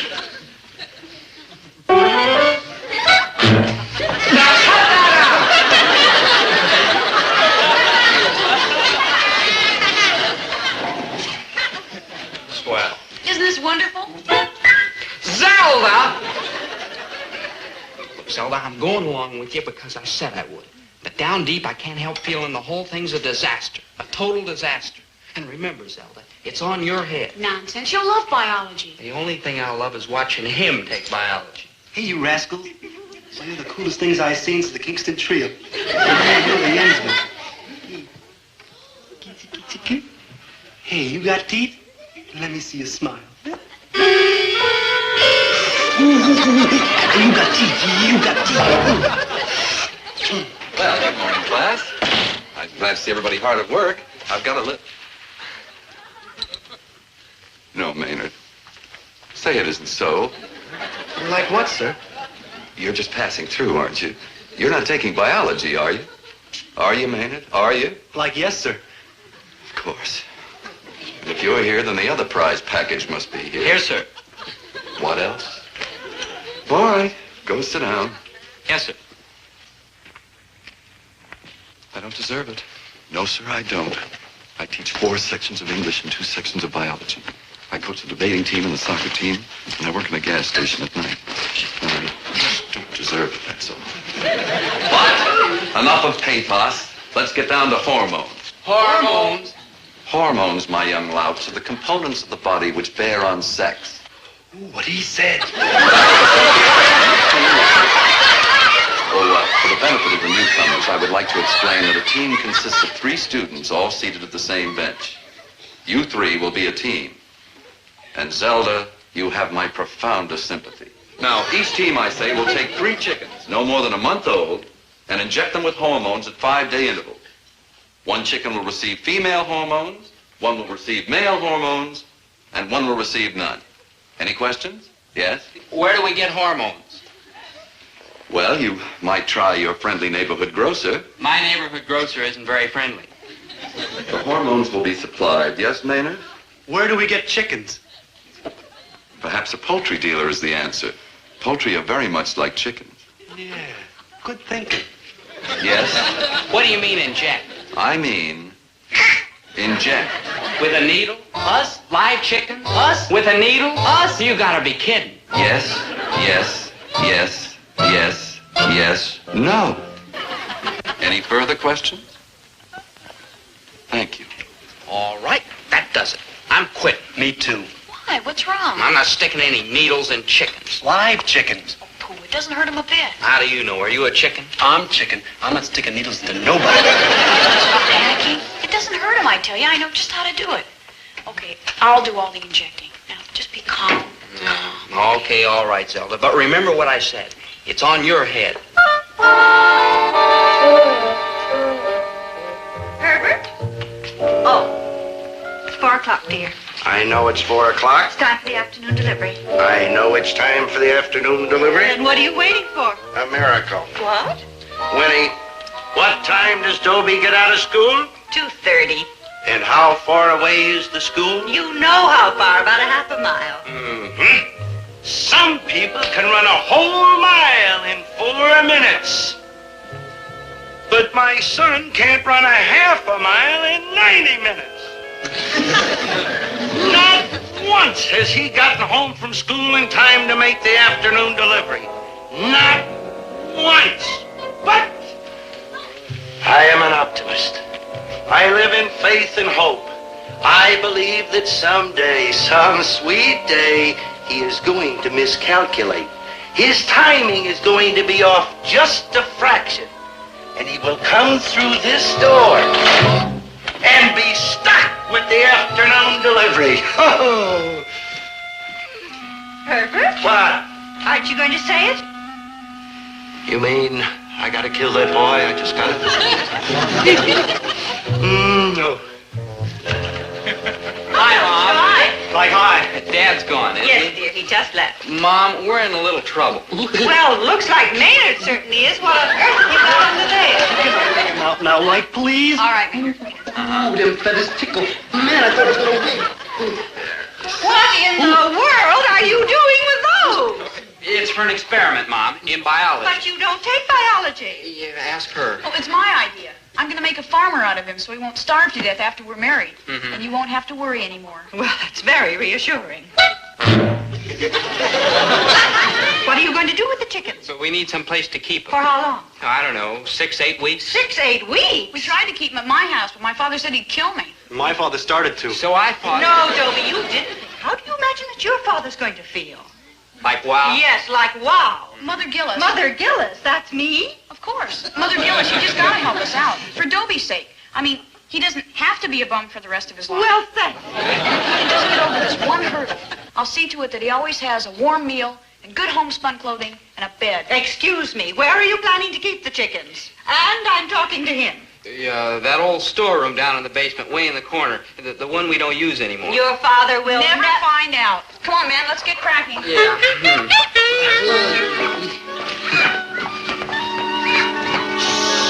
Thank you, Mother Gillis. Together, you and I will salvage that bum. I gotta kill that girl. I just got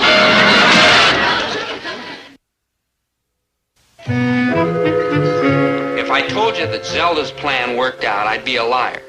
And I'm not. Oh, I lie a little, but only to my parents and girls and teachers and like that. No, sir.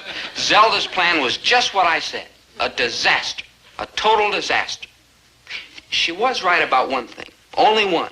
The injections did not hurt the chickens. But... Now, don't worry about a thing.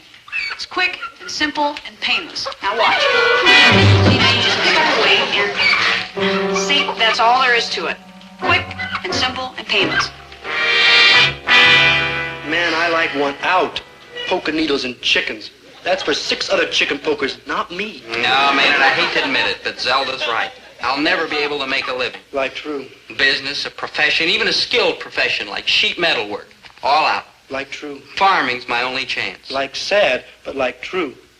Fool around with them chickens. Oh, Maynard, the way farming's done today, the chances are I'll never even have to come near a chicken. Or a cow, or any other Cows animal. milk themselves? Well, no, not exactly. You see, they have machines now, and you just push buttons, and, Cool. you can run a whole Push farm. a button and out comes butter. What? Push another button and out Well, comes not- eggs. not Another quite. kumquat. Maynard. Flip a switch like all the apples are churned for you. That's not like what I turn on meant. the juice and you're up to your knees in watermelons. Maynard. Like there's no more hacking around with a shovel. No more chopping off a rake. Like the old gray mare is gone. And the young gray mare is gone. Maynard! People are watching. I don't like farming. Too mechanized. No challenge. You know something, Maynard? What? I don't like it either. And another thing bugged me. I had a feeling we were messing around with the forces of nature, and I didn't like it. I mean, the chicken who was getting shots of male hormones grew like crazy and started cock-a-doodle-dooing all the time. Which put my mother in kind of a spot.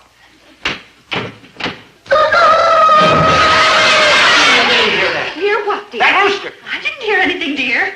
Well, I did. I've been hearing it for days, and it keeps getting louder. You're imagining things, dear. Winnie, I tell you there's a rooster around here someplace. Nonsense. What would a rooster be doing around here? Now, come on, dear. It's time for the 4 o'clock delivery. I know it's time for the 4 o'clock delivery. Dobie ain't here. Goodbye. Goodbye. Dobie, that's it. He's raising chickens. Dobie? Raising chickens? Why, what sense would that make? I don't know. Last year he tried to raise a mustache. What sense did that make? You'll be late for the delivery. Don't tell me you didn't hear that. Hear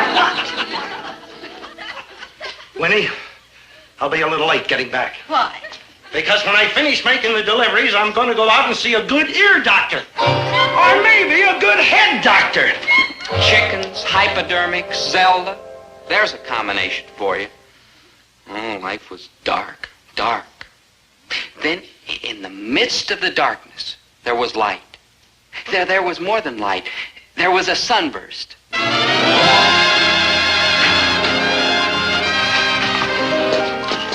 Hello. Hello. I'm Imogene Burkhardt. I'm Dobie Gillis. You're gorgeous. Oh, thank you. Why haven't I seen you before? Well, I just moved into town. You just moved into town and you smile right at me?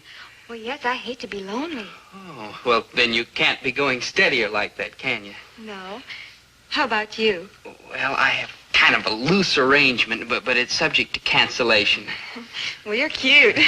You are poetry. You are beauty. You are life. That loose arrangement you spoke about. Why don't you cancel it? Precisely what I was thinking. You great tawny animal.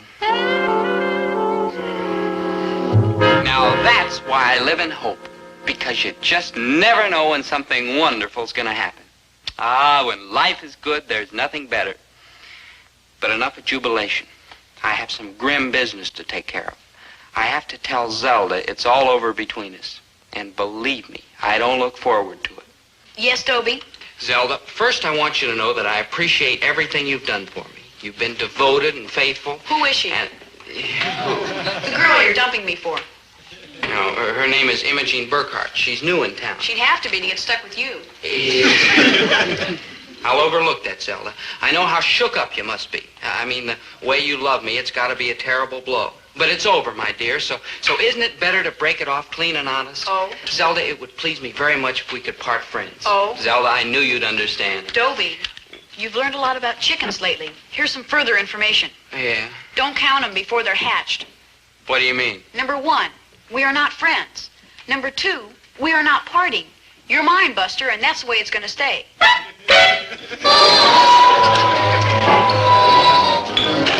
Hello, Mother Gillis. Hello,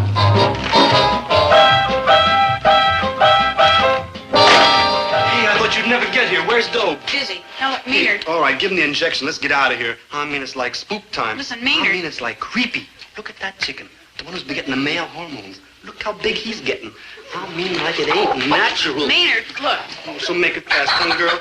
I mean, it's like I don't like it here. Maynard, will you listen? I can't stay. Dobie's in trouble. Your buddy's in trouble. I've got to move fast if I'm going to save him. So you'll have to give him the injections. You'll do it, won't you, Maynard? For Dobie, for your buddy, for the best friend a man ever had. You'll do it, won't you, Maynard? No. Sure you will. No. Sure you will. Now look, here are all the instructions. No, you Zelda. can do it, Maynard. You have to.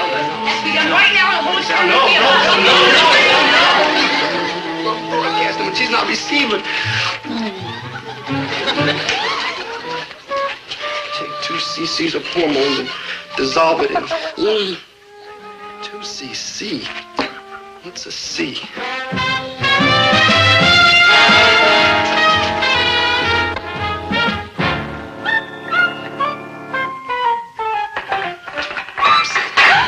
Oh, Maynard, why, you scared me near to death. Yeah, that's what everybody says. What did you want?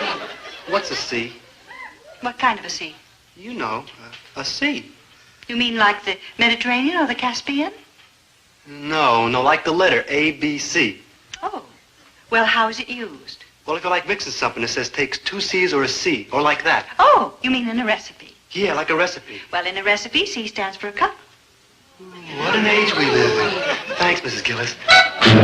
Oh, Dobie, I never met anybody like you before. Few have. You say the cutest thing. Yes, but the best is yet to come. I have written you a poem. A poem for me? Yes. Imogene, my darling, Imogene, my love, I'm glad you're not a starling. I'm glad you're not a dove. I'm glad you're not a squirrel. I'm glad you're not a beaver. I'd even let you take my heart and chop it with a cleaver. Very touching. Zelda, what are you doing here? So you're Imogene, huh? Who are you? Oh, Zelda Gilroy, Imogene Burkhart. Oh, yes, the Luther Angel. Yes. Zelda, no offense, but this is kind of private. Imogene, what do you know about this boy? What? Well, what do I have to know? He's cute, he's charming, he's fun. Yeah. I'll show you what you have to know. Now, here before you, you have a transcript of his grades for the past 3 years. Great. His last IQ test. Numbers on His a personality pen. profile. Well, a lot of great people have lousy Record of his person- attendance. And I was sick that A semester. sample of his penmanship. A picture of his father. Well, what do you say now? Dobie Gillis, you are... Oh, thank you, Zelda. Thank you from the bottom of my heart. I'm a real human being.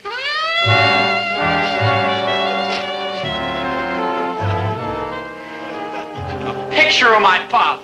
That was a lousy thing to do. You're the one that did the lousy thing, snowing that poor young innocent girl. She was ape for me. For how long? Sooner or later, she was bound to find out you're an idiot. Everybody does. Thanks a lot.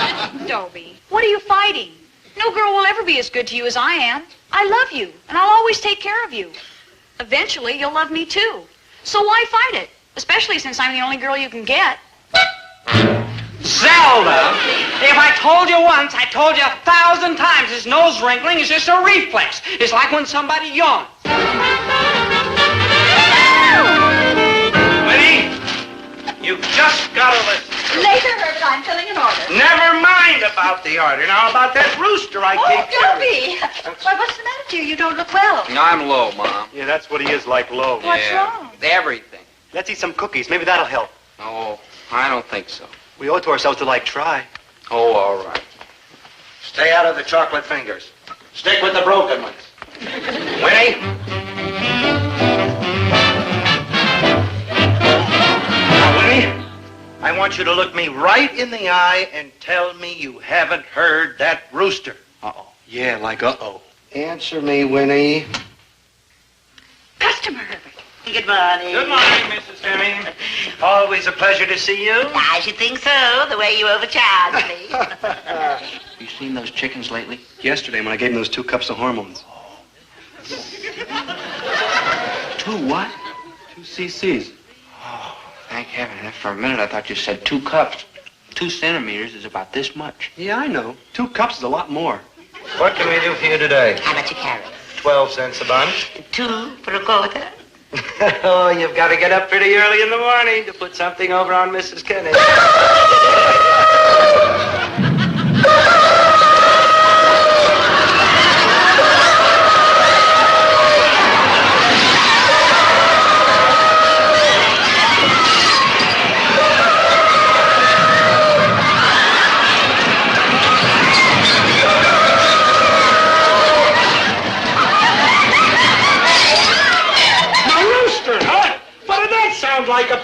please? And he's right here in my store. He's right behind that door.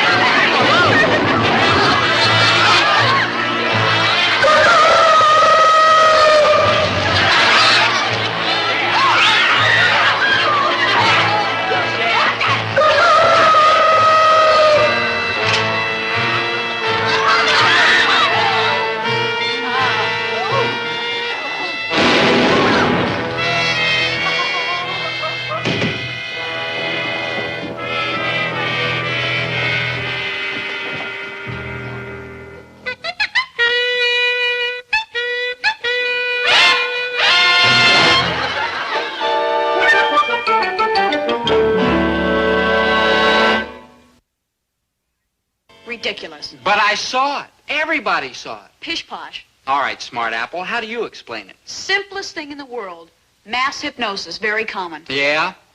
Maynard, bring in what you found in the basement.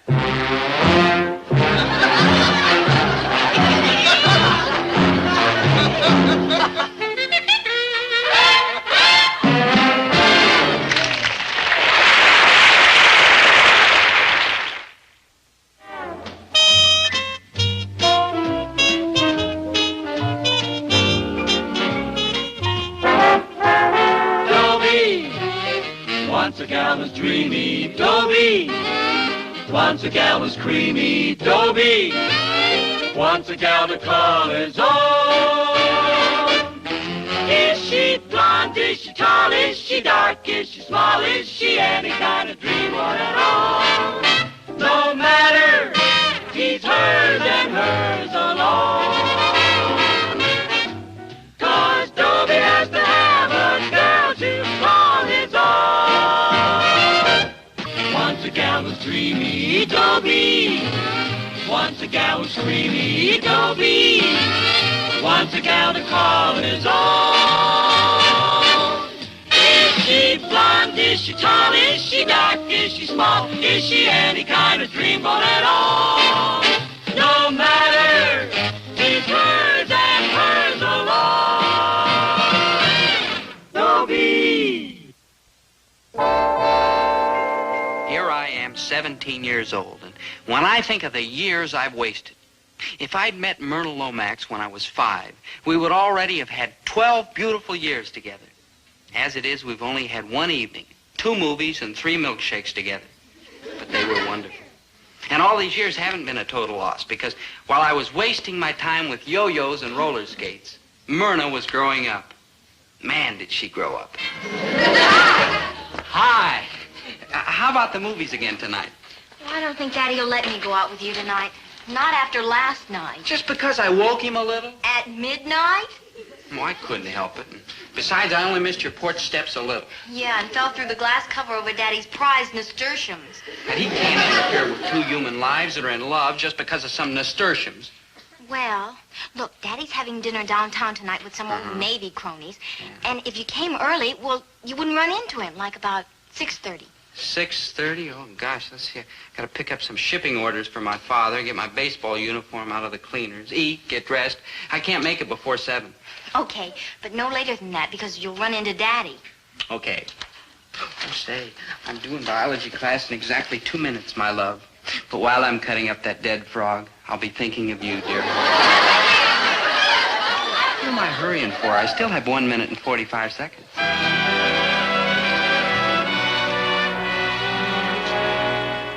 2 dozen cans red kidney beans. 24 red kidney beans. I don't suppose you'd care to help with this inventory? Oh, I'd like to stay, Dad, but I've got important business. Mm-hmm. Who is she? Myrna. Myrna Lomax. And if you think her name is beautiful, you should see Myrna. I should see you. In an apron. Until today, my life had no meaning, but now I'm going on to a glorious future. Don't go without eating, dear. Oh, I'm not hungry, Mom. Man does not live by bread alone. I wish man did. It'd make inventory a lot easier. Daddy. Hello, honey. Wait till you see what I've got. The Admiral Dewey, the finest ship I ever served on.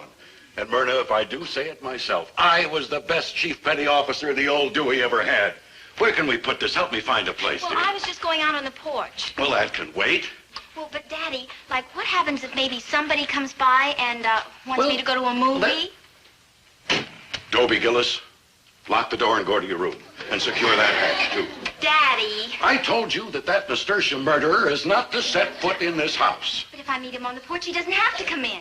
On the porch, I wouldn't feel safe with that clumsy ox in the neighborhood. My poor nasturtiums.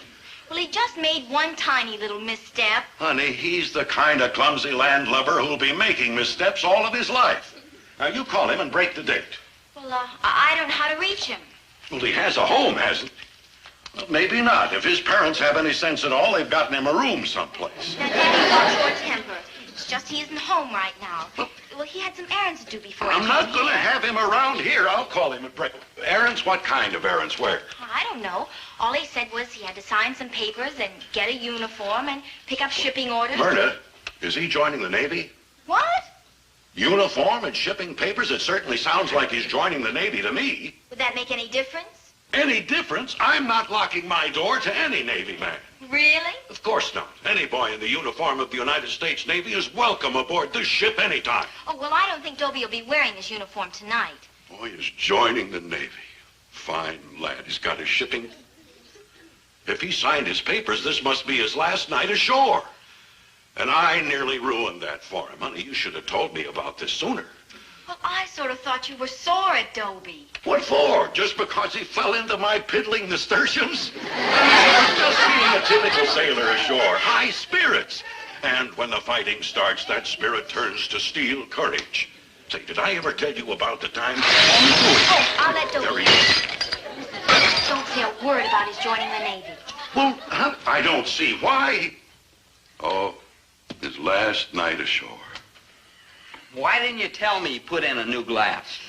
My boy. Now, please, sir, Mr. Lomax, sir, I can explain about your nasturtium. Oh, forget about that. Welcome aboard, matey. Come in and drop anchor a while. Oh, I didn't drop your anchor, sir, honest. I didn't even touch it. I didn't even see it. It was me that fell in your nasturtium bed, not your anchor. I love a seagoing sense of humor. Yeah. Say, how are you feeling here? Tough?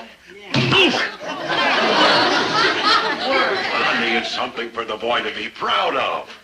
How is your gear, son? Is it in order? Yes, sir. It's fine in third, except it slips a little on hills. Oh, that sense of humor again. I meant your uniform, boy. How is it? Oh, it's nice and clean. I just picked it up. Daddy, look, we just got to go to the movies. Okay. Now, just a minute. I've got some things in here Dobie will be interested in. I'll be right back. Quick, let's get out of here. But when your father's being so nice to me, listen, now that I made a good impression on him, I ought to stay here and build it up for our future. Dobie, the reason you made a good impression on him is because he thinks you're joining the Navy. It doesn't make any... Joining the Navy? Yes, that's Where did he get an idea like that? It was the only way I could go out with you tonight. That's okay for tonight, but what'll he do tomorrow night when I'm still here in port? Don't worry, I'll think of something. Really? Myrna, I wish I could see your brain. I bet it's beautiful, too. Ahoy, matey!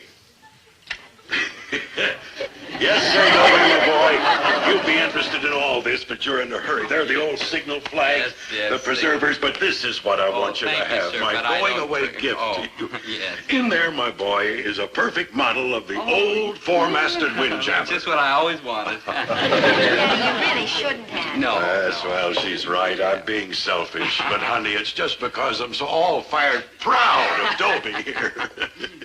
Well, you two run along now and enjoy yourselves at the movies. Yes, sir, the movie. Anchors away. 16 men in a dead man's chest. Yo! Yo! What a sense of humor.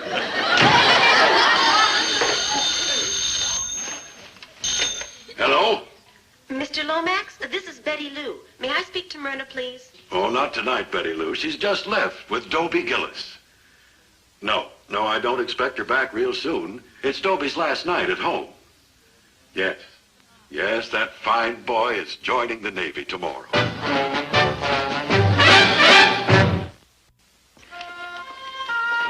Dobie's joining the Navy? Quiet, Maynard. It's a deep, dark secret. Oh, sure. My buddy, my good buddy Dobie Gillis is like joining the Navy. Why, congratulations, good buddy. For what? How come you never told me? I guess it's like a military secret, huh, shipmate? Yeah, I won't tell anybody you're joining the Navy. Joining the Navy? Not a soul, except, of course, the cats I'm inviting to the blast. The blast? You don't think I'm the biggest hero in the whole history of Central High School go away without throwing him a wingding? I think I need some air. All right, you cats, give him 3 cheers and a tiger for a hail, buddy.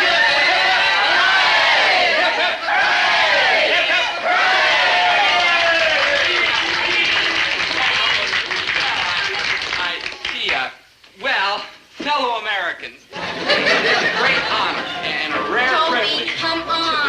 What is it? They want me to make a speech. Come on, Dobie. He's just too choked up to speak. My hero. Well, it's nothing to laugh about. All the kids think I'm joining the Navy. Daddy probably told someone. In fact, Daddy probably told everyone. Well, what am I going to do?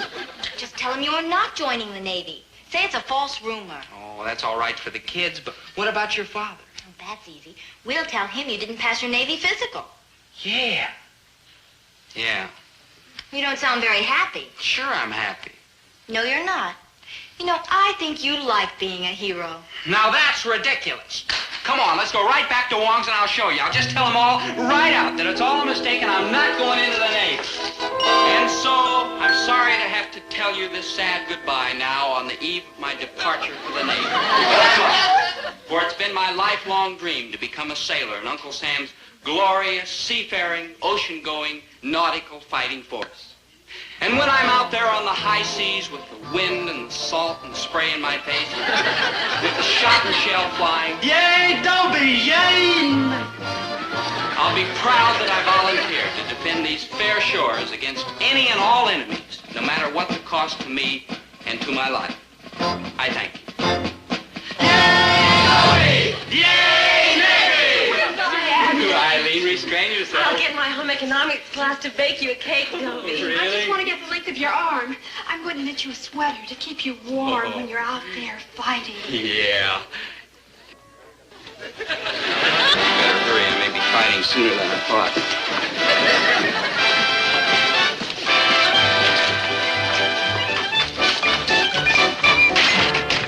Oh, you're such a glory hound. Myrna, I'm not. It's just, well, with all those kids looking at me, I didn't have the heart to disappoint them.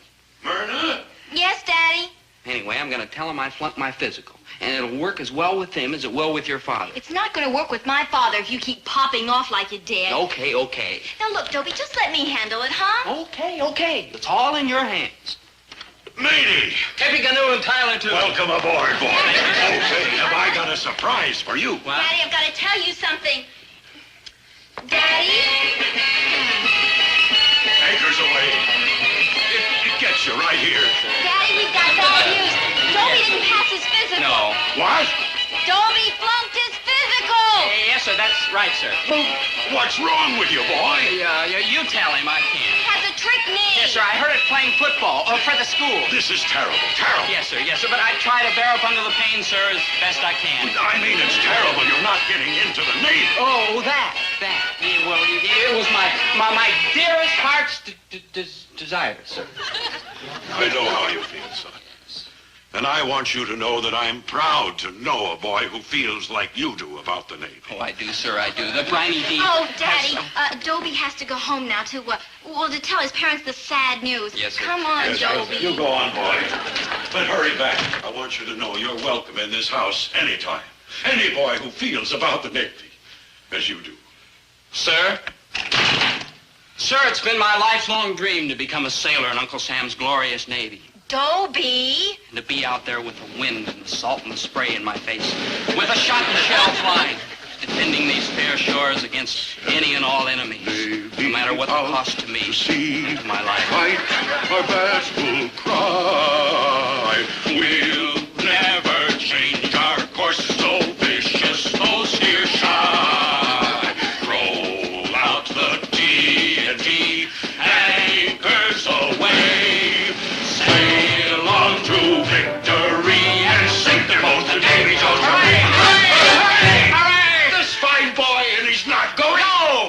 the words of John Paul Jones. I'm not going. I haven't begun to And fight. I'm not gonna. We're going to get you past that physical examination. We're gonna get me past. You're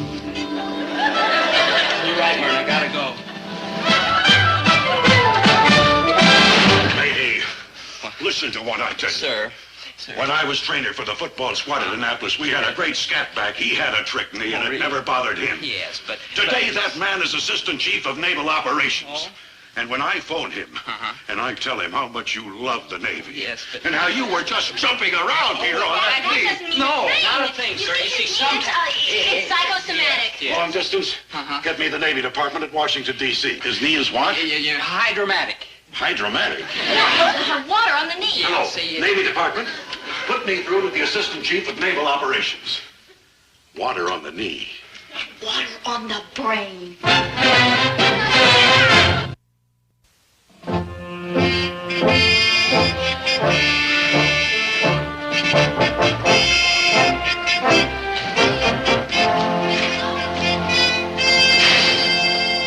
Chief Petty Officer John Lomax, retired. Now hear this. In less than 1 minute, that phone will ring, and it'll be the Assistant Chief of Naval Operations to talk to you. Now, wait a minute. What is this? I said the Assistant Chief of Naval Operations to talk to you. Me, the Assistant Chief? To ask you why this fine, upstanding specimen, Dobie Gillis, was turned down on his physical yesterday. Gillis? Yes. Gillis? The Assistant Chief. Lieutenant Smedley, the Assistant Chief of Naval Operations. Yes, sir. Gillis? Well, I don't have his records right here, sir. No, sir, I'm sure there's no follow-up, sir. Yes, sir, we'll rush the boy right through, sir. Yes, sir, we'll give him every break in his physical. Yes, sir. The Assistant Chief for you. Oh. Hi, Skinny. What a thank you.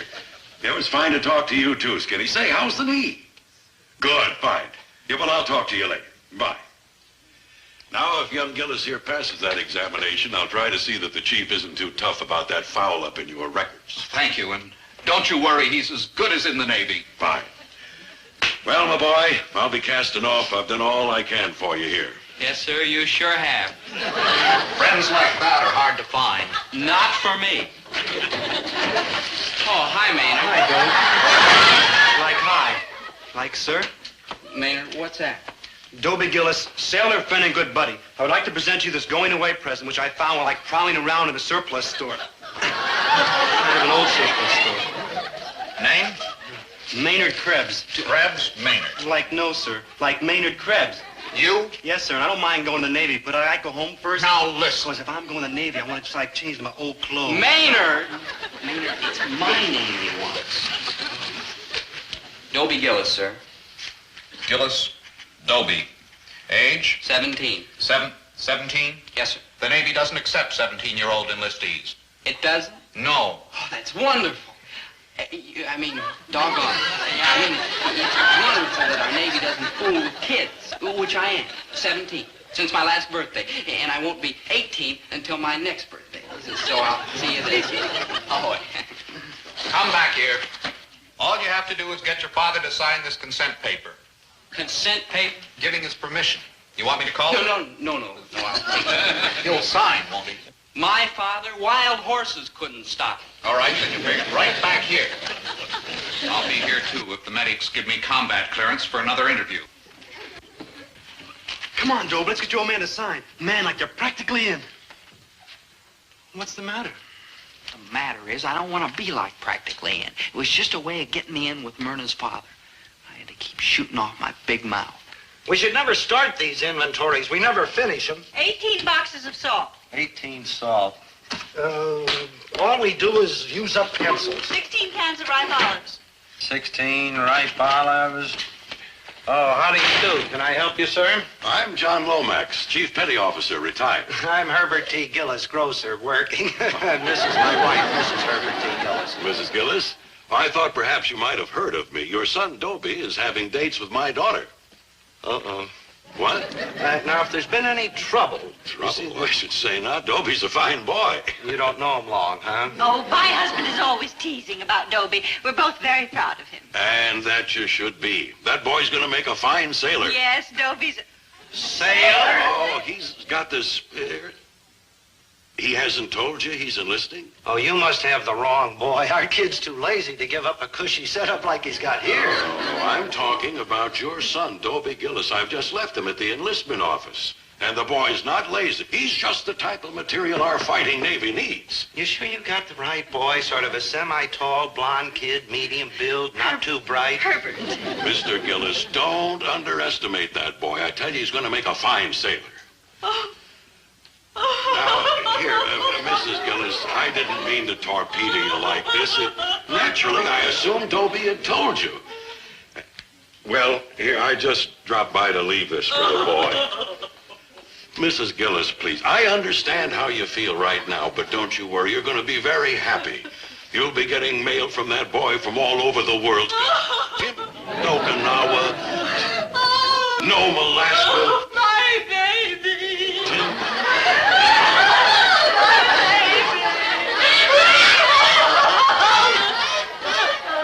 I'll be casting off for this.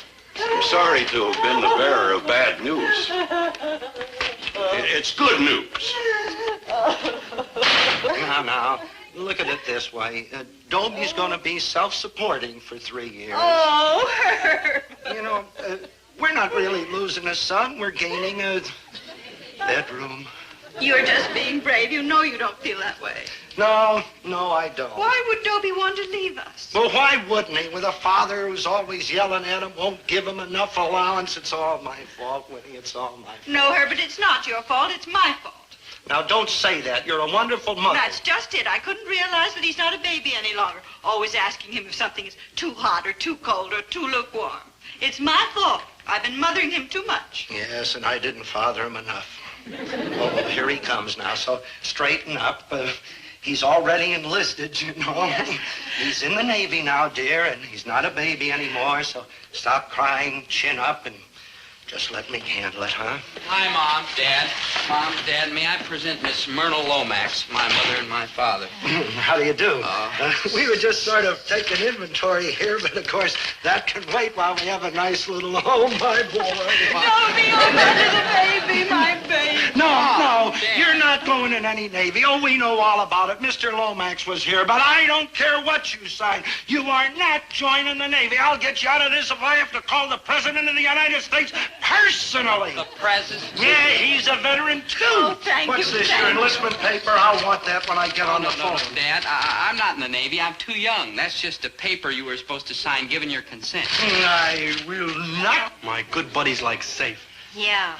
Darling, I'm sure that someday you'll realize that we're right. Goodness, whatever gave you such an idea? Joining the Navy at your age. Oh, I don't know, Mom. Aren't you happy here? Oh, sure. Gosh, I yes, mean, Mom. have we done anything, dear? Gosh, no. It's wonderful here. Because if And you're anything's both making you wonderful. unhappy, why, we could raise your allowance. Winnie, or the boy give you said more he's of the happy. automobile. I don't want to leave, Mom. That is, I just wanted to do my bit, you know, for my country. Oh, that's a wonderful attitude, dear. I just mean that, well, I saw my duty, that's all. I just wanted to serve my country, even if I am pretty young. Dobie, you promised you'd walk me home. Now, come on, let's go, huh? But I'd never forgotten you, Mom, or you, Dad. Even when I was out there on the high seas with the wind and the salt and the spray in my face, with the shot and shell flying, I'd have taken out a minute, regardless of the danger to myself, to be comforted by the fact that you were all safe from the shot and shell. Yeah, Dobie! Yeah, Navy! Stand Navy out to sea, fight our battle cry. We'll never change our course, so vicious, boast and shy. Roll out the TNT, anchors away. Sail on to victory and sing them on the Navy Jump Parade.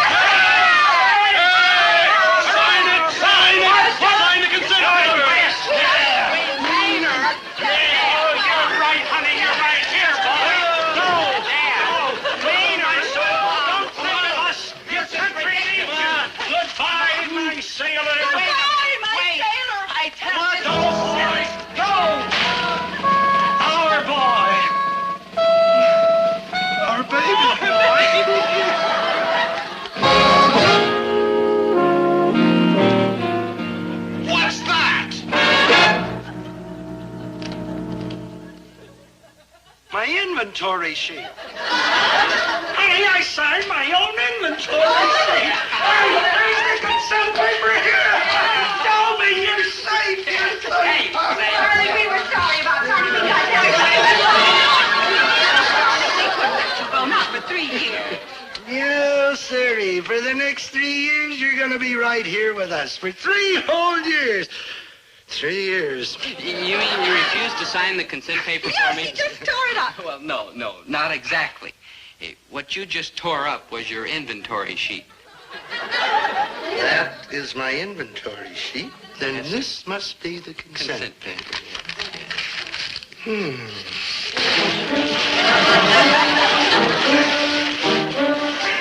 gotta kill that boy. I just...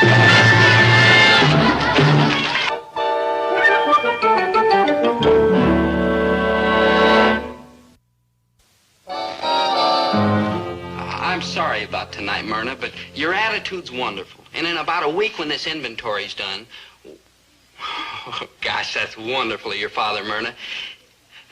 And tell him that the Navy's wonderful, too. And that I can hardly wait until I'm 18 and can join. And can be out there on the high seas with the wind and the salt and the spray in my face. With a shot... Shh.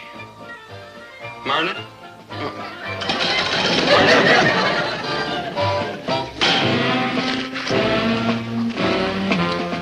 One, two, three, You in the soup, boy? 5. Yes, sir, as usual. 6, 7, 8, 9...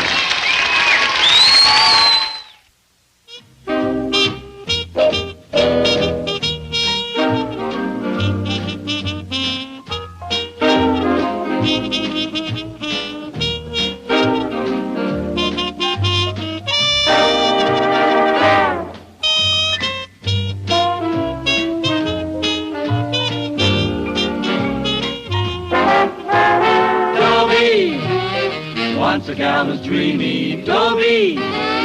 Once a gal was creamy, Dobie. Once a gal to call his own. Is she blonde? Is she tall? Is she dark? Is she small? Is she any kind of dream one at all? No matter, he's hers and hers alone. 'Cause Dobie has to have a girl to call his own. Once a gal was dreamy, Dobie. Once a gal was creamy, Dobie. Once a gal to call his own. Is she blonde? Is she tall? Is she dark? Is she small? Is she any kind of dreamboat at all? No matter, he's hers and hers alone.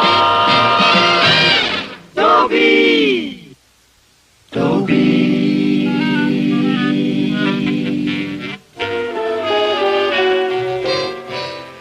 I have a problem, as usual. And the usual problem, too. Thalia Miniger. Ah, Thalia.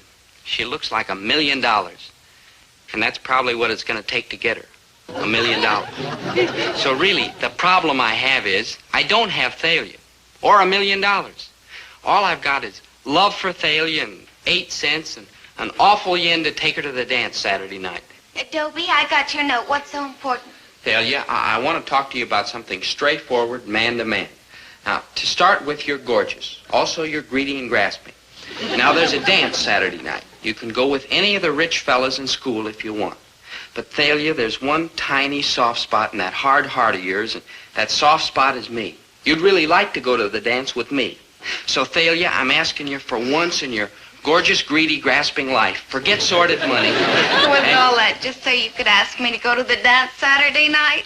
Well, yeah. You're sweet. Me? And I'm crazy about you. You are? Well, I must be to want to go to the dance with you. You'll go? Uh-huh. Ah, Under Thalia, certain my conditions. Thalia. Ah, you won't be sorry. Well, what conditions? Sordid money. How'd that get into the conversation? You brought it up. Oh. Now, I want to go to the dance first class. Well, naturally, I know Dad'll let me have the truck. No, Dobie. No? No, I want to go in a taxi. A taxi? Yes. Let's compromise. We'll walk. A taxi both ways. Both ways? Or I don't go. All right, a taxi. And Thalia, you'll really- have my blue formal clean. Yes, but your blue formal clean? Well, you'll be looking at it, won't you? Yeah, And but... you'll be dancing with it, won't you? Yeah, but... I mean, you wouldn't want me to go to the dance without it. No. Or you wouldn't want it to go to the dance without me. It's what they call a package deal. Yeah. Agreed, my darling. All right, it's a date as soon as you sign this. Sign? What's this? It's a list of the things you just agreed to. I whipped it up in typing class. You see, it even has estimated cost. Total $11? But it's like a contract. I've been through this too many times with you before where you've made a lot of promises before a dance, and then you say you don't remember. Now, I'm not going to spend Saturday night having to nag you about it because it'll just spoil the dance. So, sign. Thalia, I love you. Love doesn't butter any parsnips. Nah, you stick with me, Thalia, and I promise you, someday I'll really butter your parsnips. Someday.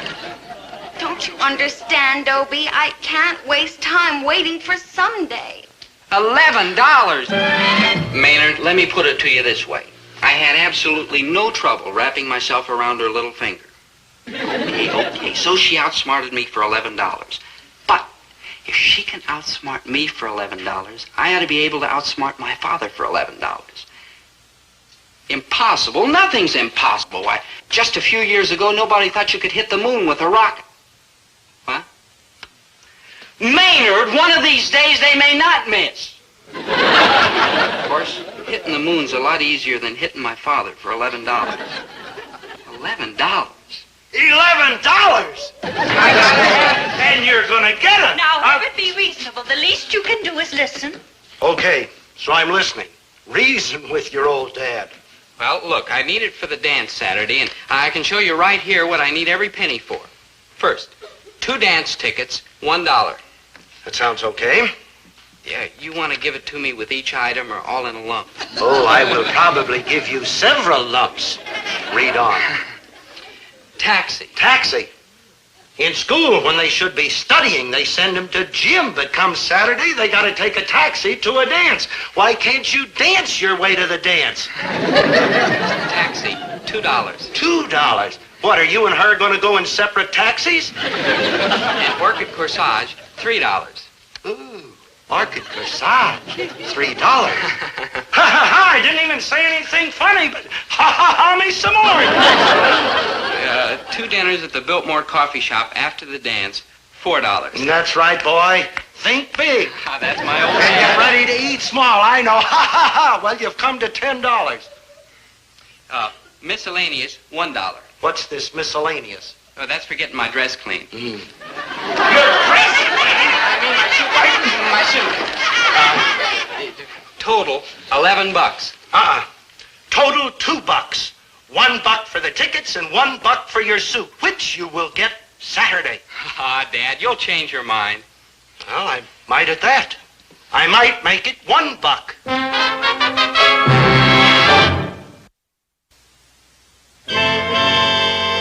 You see how I handle things? I've really got it here. A headache. I haven't got the $11, but I'm still holding on to Thalia by the tips of my bleeding fingers. I talked her into a 24-hour extension on the contract if I get her formal clean. And I found just the place. A new cut-rate shop on the other side of town. There you are. Now you've saved a whole $1. No, now, don't try to thank me. You know, we're losing money on every garment, but we're just opening our shop here, and we want to get, make a lot of good friends. So you please tell everybody you know about our Get Acquainted offer. 2 garments, cleaned and pressed for the price of 1. I'd consider it a favor. Oh, we'll be glad to, sir. Well, we'll do you a favor if you do me a favor. A favor? It's not much of a one, really. You see, we'll each be getting $1 on Saturday to pay for these. Now, that's $2. And my friend here will give you his $1 on Saturday for both garments, if you'll give me the other $1 now. The other $1? Yes, the one that we're saving. Oh, that one. What? How come you get it? Well, because it was my idea. Oh. Thank you. And I'll be sure and tell everyone at school about your shop. All right. Bye. Thank you. Goodbye. Bye. Bye-bye. Wait. I just got an idea that'll make us both very, very rich. Yeah? I don't like this. We ought to scram and lay low for a while. Relax, relax. The truck isn't half full yet. But we barely got out of Springfield, and that's not more than 100 miles from here. I don't like it, Edwards. What could be safer? We bring us a lot of clothes in a cut-rate offer, we load them in the truck, and we disappear before the public ever tumbles. Yeah, but the police will tumble eventually. Then they'll start looking for us. The first... What's so funny? That young girl that I just waited on. Smart, nervy. What a con woman she'd make. If only my daughter turned out like that. I didn't know you got a daughter. Yeah, social service worker. Now, we'd be the agents for this shop. Don't you get it? I haven't even gotten that 2-for-1 yet. I keep telling you that was honest. Now, look, we'd be the shop's agents and collect commission. You got a pencil and paper? Well, you forget about that 2-for-1. Now, look, think of how much money we'd make being his agents at school. Agents in schools? Why didn't I think of that before? Agents in school? Why, they'll hustle clothes from all the kids in school. Don't you get it? We'd get clothes from every kid in school. Don't you get it? Could I talk to you for a moment? Why, certainly, young lady. How would you like to have agents working in a school? Agents working in the school? Yes, bringing in clothes for you to clean and press. Well, my goodness me, that'd be wonderful, but who would ever do that? Well, my friend Mr. Gillis and me. This is Mr. Gillis, how do you and do? I'm Miss Menninger. Well, how are you? My name is Edwards. Well, I want to tell you, I'd appreciate it. Appreciate it? Your kindness. Well, I was thinking of a commission. Commission? Well, yes, on the money you get in for the clothes that we bring you. Oh, well, goodness me, I don't know if I could afford a commission. Well, you said you wanted to make friends. Now, what's 10%? 10%. 7.5%. 5%. It's a deal. For 7.5. You know, I'm so happy with this idea. I'll tell you what, you don't impress me, I'm going to give you 10% commission. Now, if you'll pardon me, I want to go and give my partner the good news. Oh, failure, the way you took him in, you're wonderful. Yes, partner. Really? 50-50. Why, we're bound to make $11 apiece by Saturday. And then you can take me to the dub. Really? On your share. Yeah, I thought we're partners. Well, we are business-wise, but not socially. Why'd you give him 10%? Who's going to give him anything? Oh, we will make a fortune. Yeah, all we got to do now is get the business. But they just got it.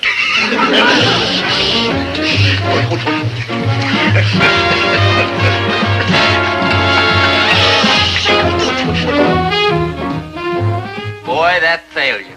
She doesn't do things halfway. When she goes into a business, she really goes into it. I mean, within a week, Thalia and I were the biggest dry cleaners in town. My father's store is right on the way to school. A very convenient place for the kids to drop off their cleaning. Boy, did we do business. And the first thing Thalia did, she hired an advertising manager. Like hear ye, like hear ye. Bring it in, we'll clean it for 50 cents. Charge your old man $1. Don't miss this golden opportunity to cheat your parents. Like hear ye, like hear ye. Hey, what's going on here? Mr. Gillis, I've been standing here for 30 minutes trying to get waited on. I'll take care of you right away, Mrs. Kenny. Thank you. Will you get out of my way? See here, Mr. Gillis. This is not the only market in town, you know. All right, Mrs. Kenny, I'll be right with you. My husband is waiting for his breakfast. He's getting hungry. And when he gets hungry, he gets mean. And when he gets mean, I get hit. I'll be right there, Mrs. Kenny. Excuse me, Big Daddy. Hey, I'm back on Saturday, good buddy. Out! Everybody! Out! I certainly will. And it'll be a cold day in July before you get my business again. Out! Out! Out! Out! Out!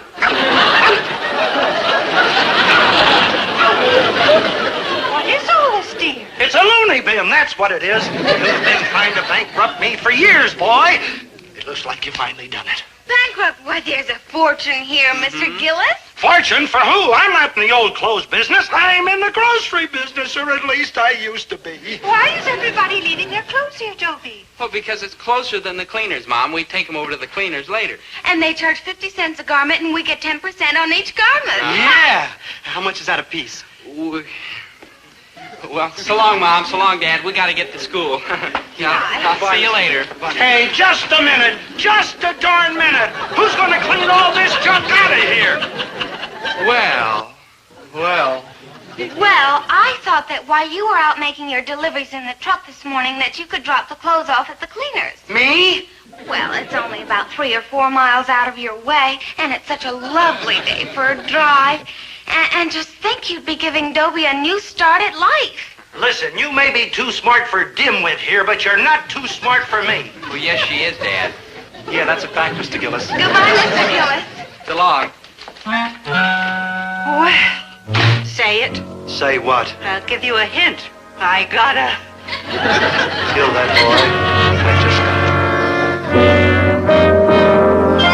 Yes, sir, that Thalia figured out everything. Every little detail. Except one.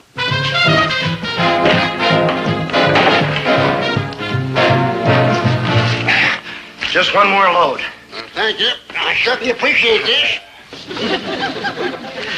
Can we go now, Edwards? Can we, huh? One more load coming in. Oh, let's blow. I don't like the looks of this caper. Possess your soul in patience, little man.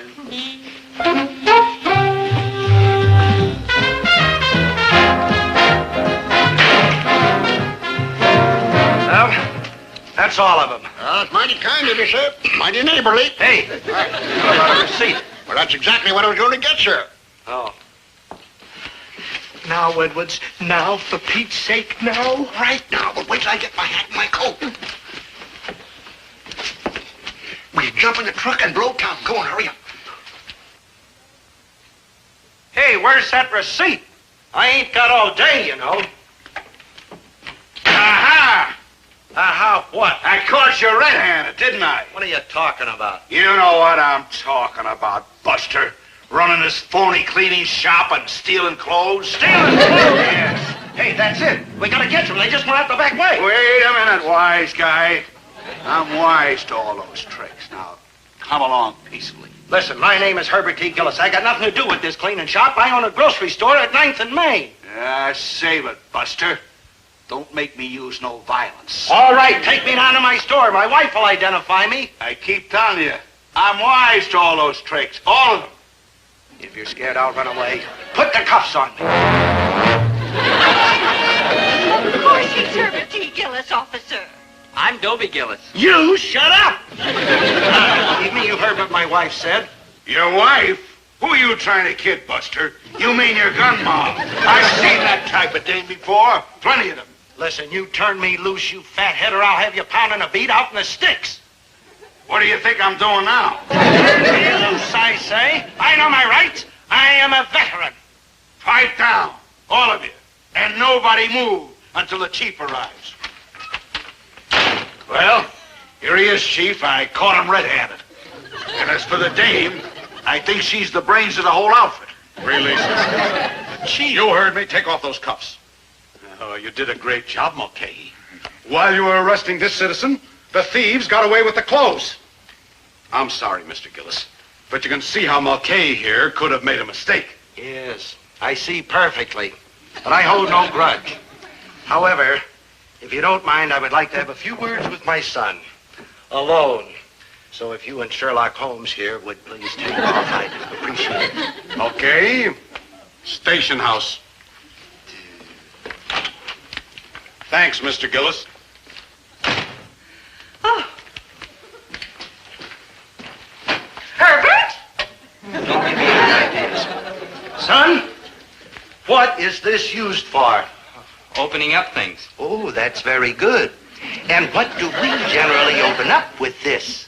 Oh, cases of canned goods, stuff like that. You make me proud, boy. Oh, it's nothing.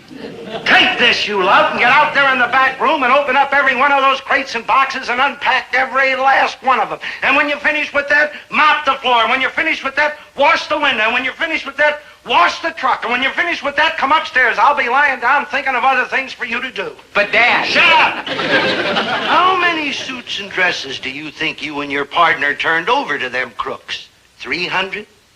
400? Like that, yeah. Well, those are stolen now, boy. And who do you suppose is going to have to pay for them? You? You're getting warm. Take another guess. Me? Go to the head of the class and go to work and keep working until you've earned enough to pay for 400 suits and dresses. Yes, sir. Come on, Winnie, let's you and I go upstairs and try to enjoy what's left of our old age. Gerald, dear, work never hurt anybody. No. Look what it did to Dad. Look what it did!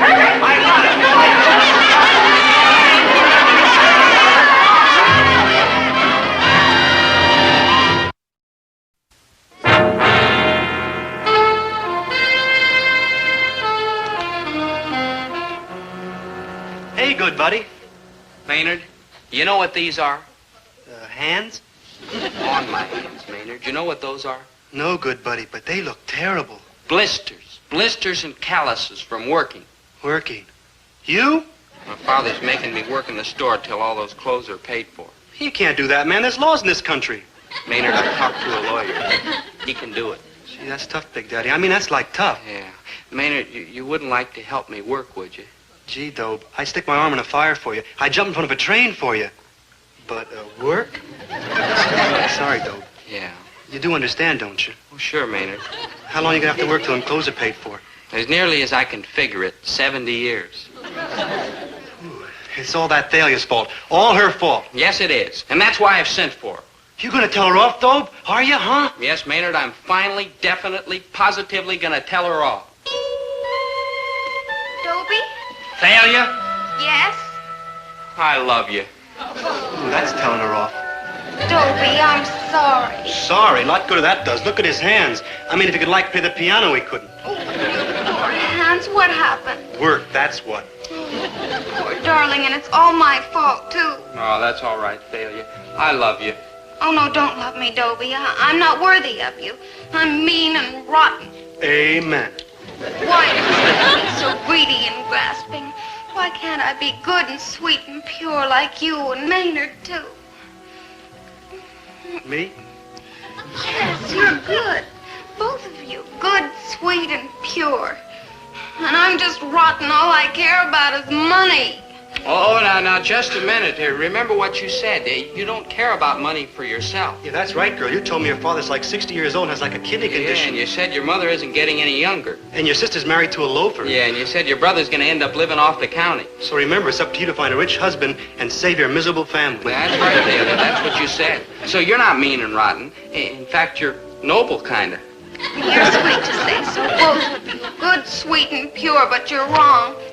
Listen, even if my father had kidneys of steel, and if my mother was younger than springtime, and if my sister was married to a gillionaire, and my brother was president of Harvard, I'd still want money because I'm mean and rotten.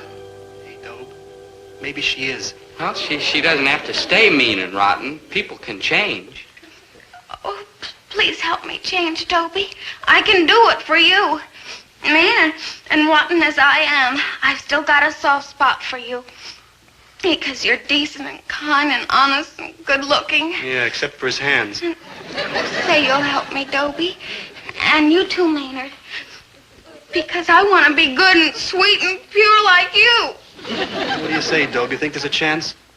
We'll try. We'll try. Oh, thank you. We'll be so happy. Yeah. Just simple, sweet, kind, good people. What do we need with money?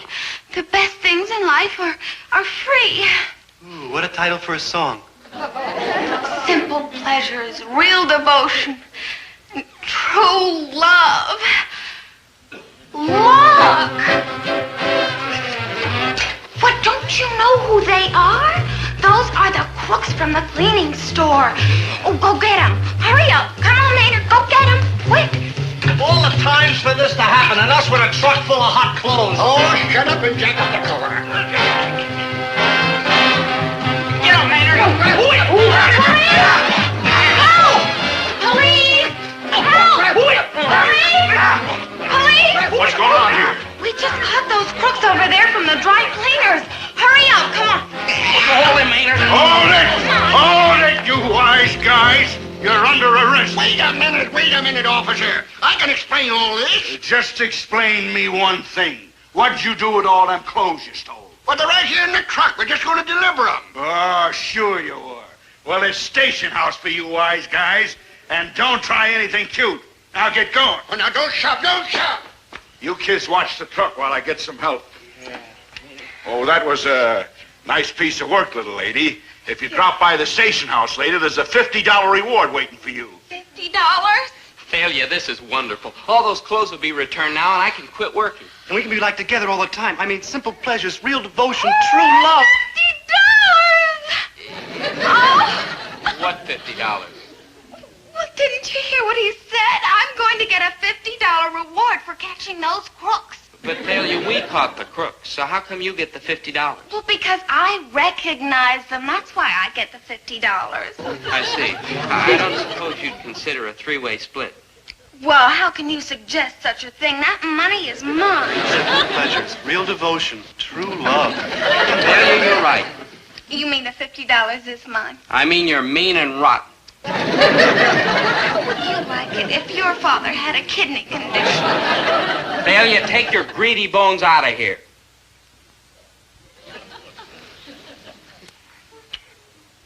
Am I really mean and rotten? The meanest. The rottenest. I decided to split the money. 3 ways? Now, just a minute. Fair is fair. I was thinking that I should get like $40, and you and Maynard can have $5 apiece. Grab it, Dobe. You're never going to get a better shake from this one. No. And then you can take me to the dance Saturday night Thalia, with baby. your $5, and you'll have my blue formal clean. She's all heart, that girl.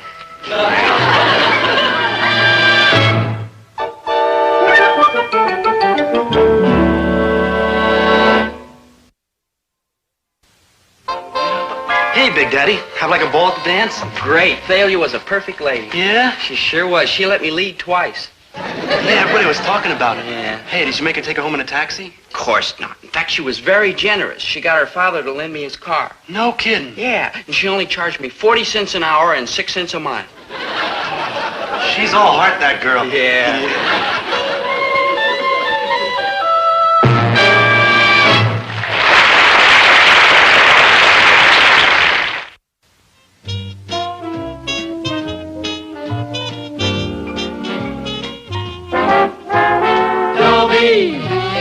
Once a gal was dreamy, Dobie. Once a gal was creamy, Dobie. Once a gal to call his own. Is she blonde? Is she tall? Is she dark? Is she small? Is she any kind of dream or at all? No matter, he's her.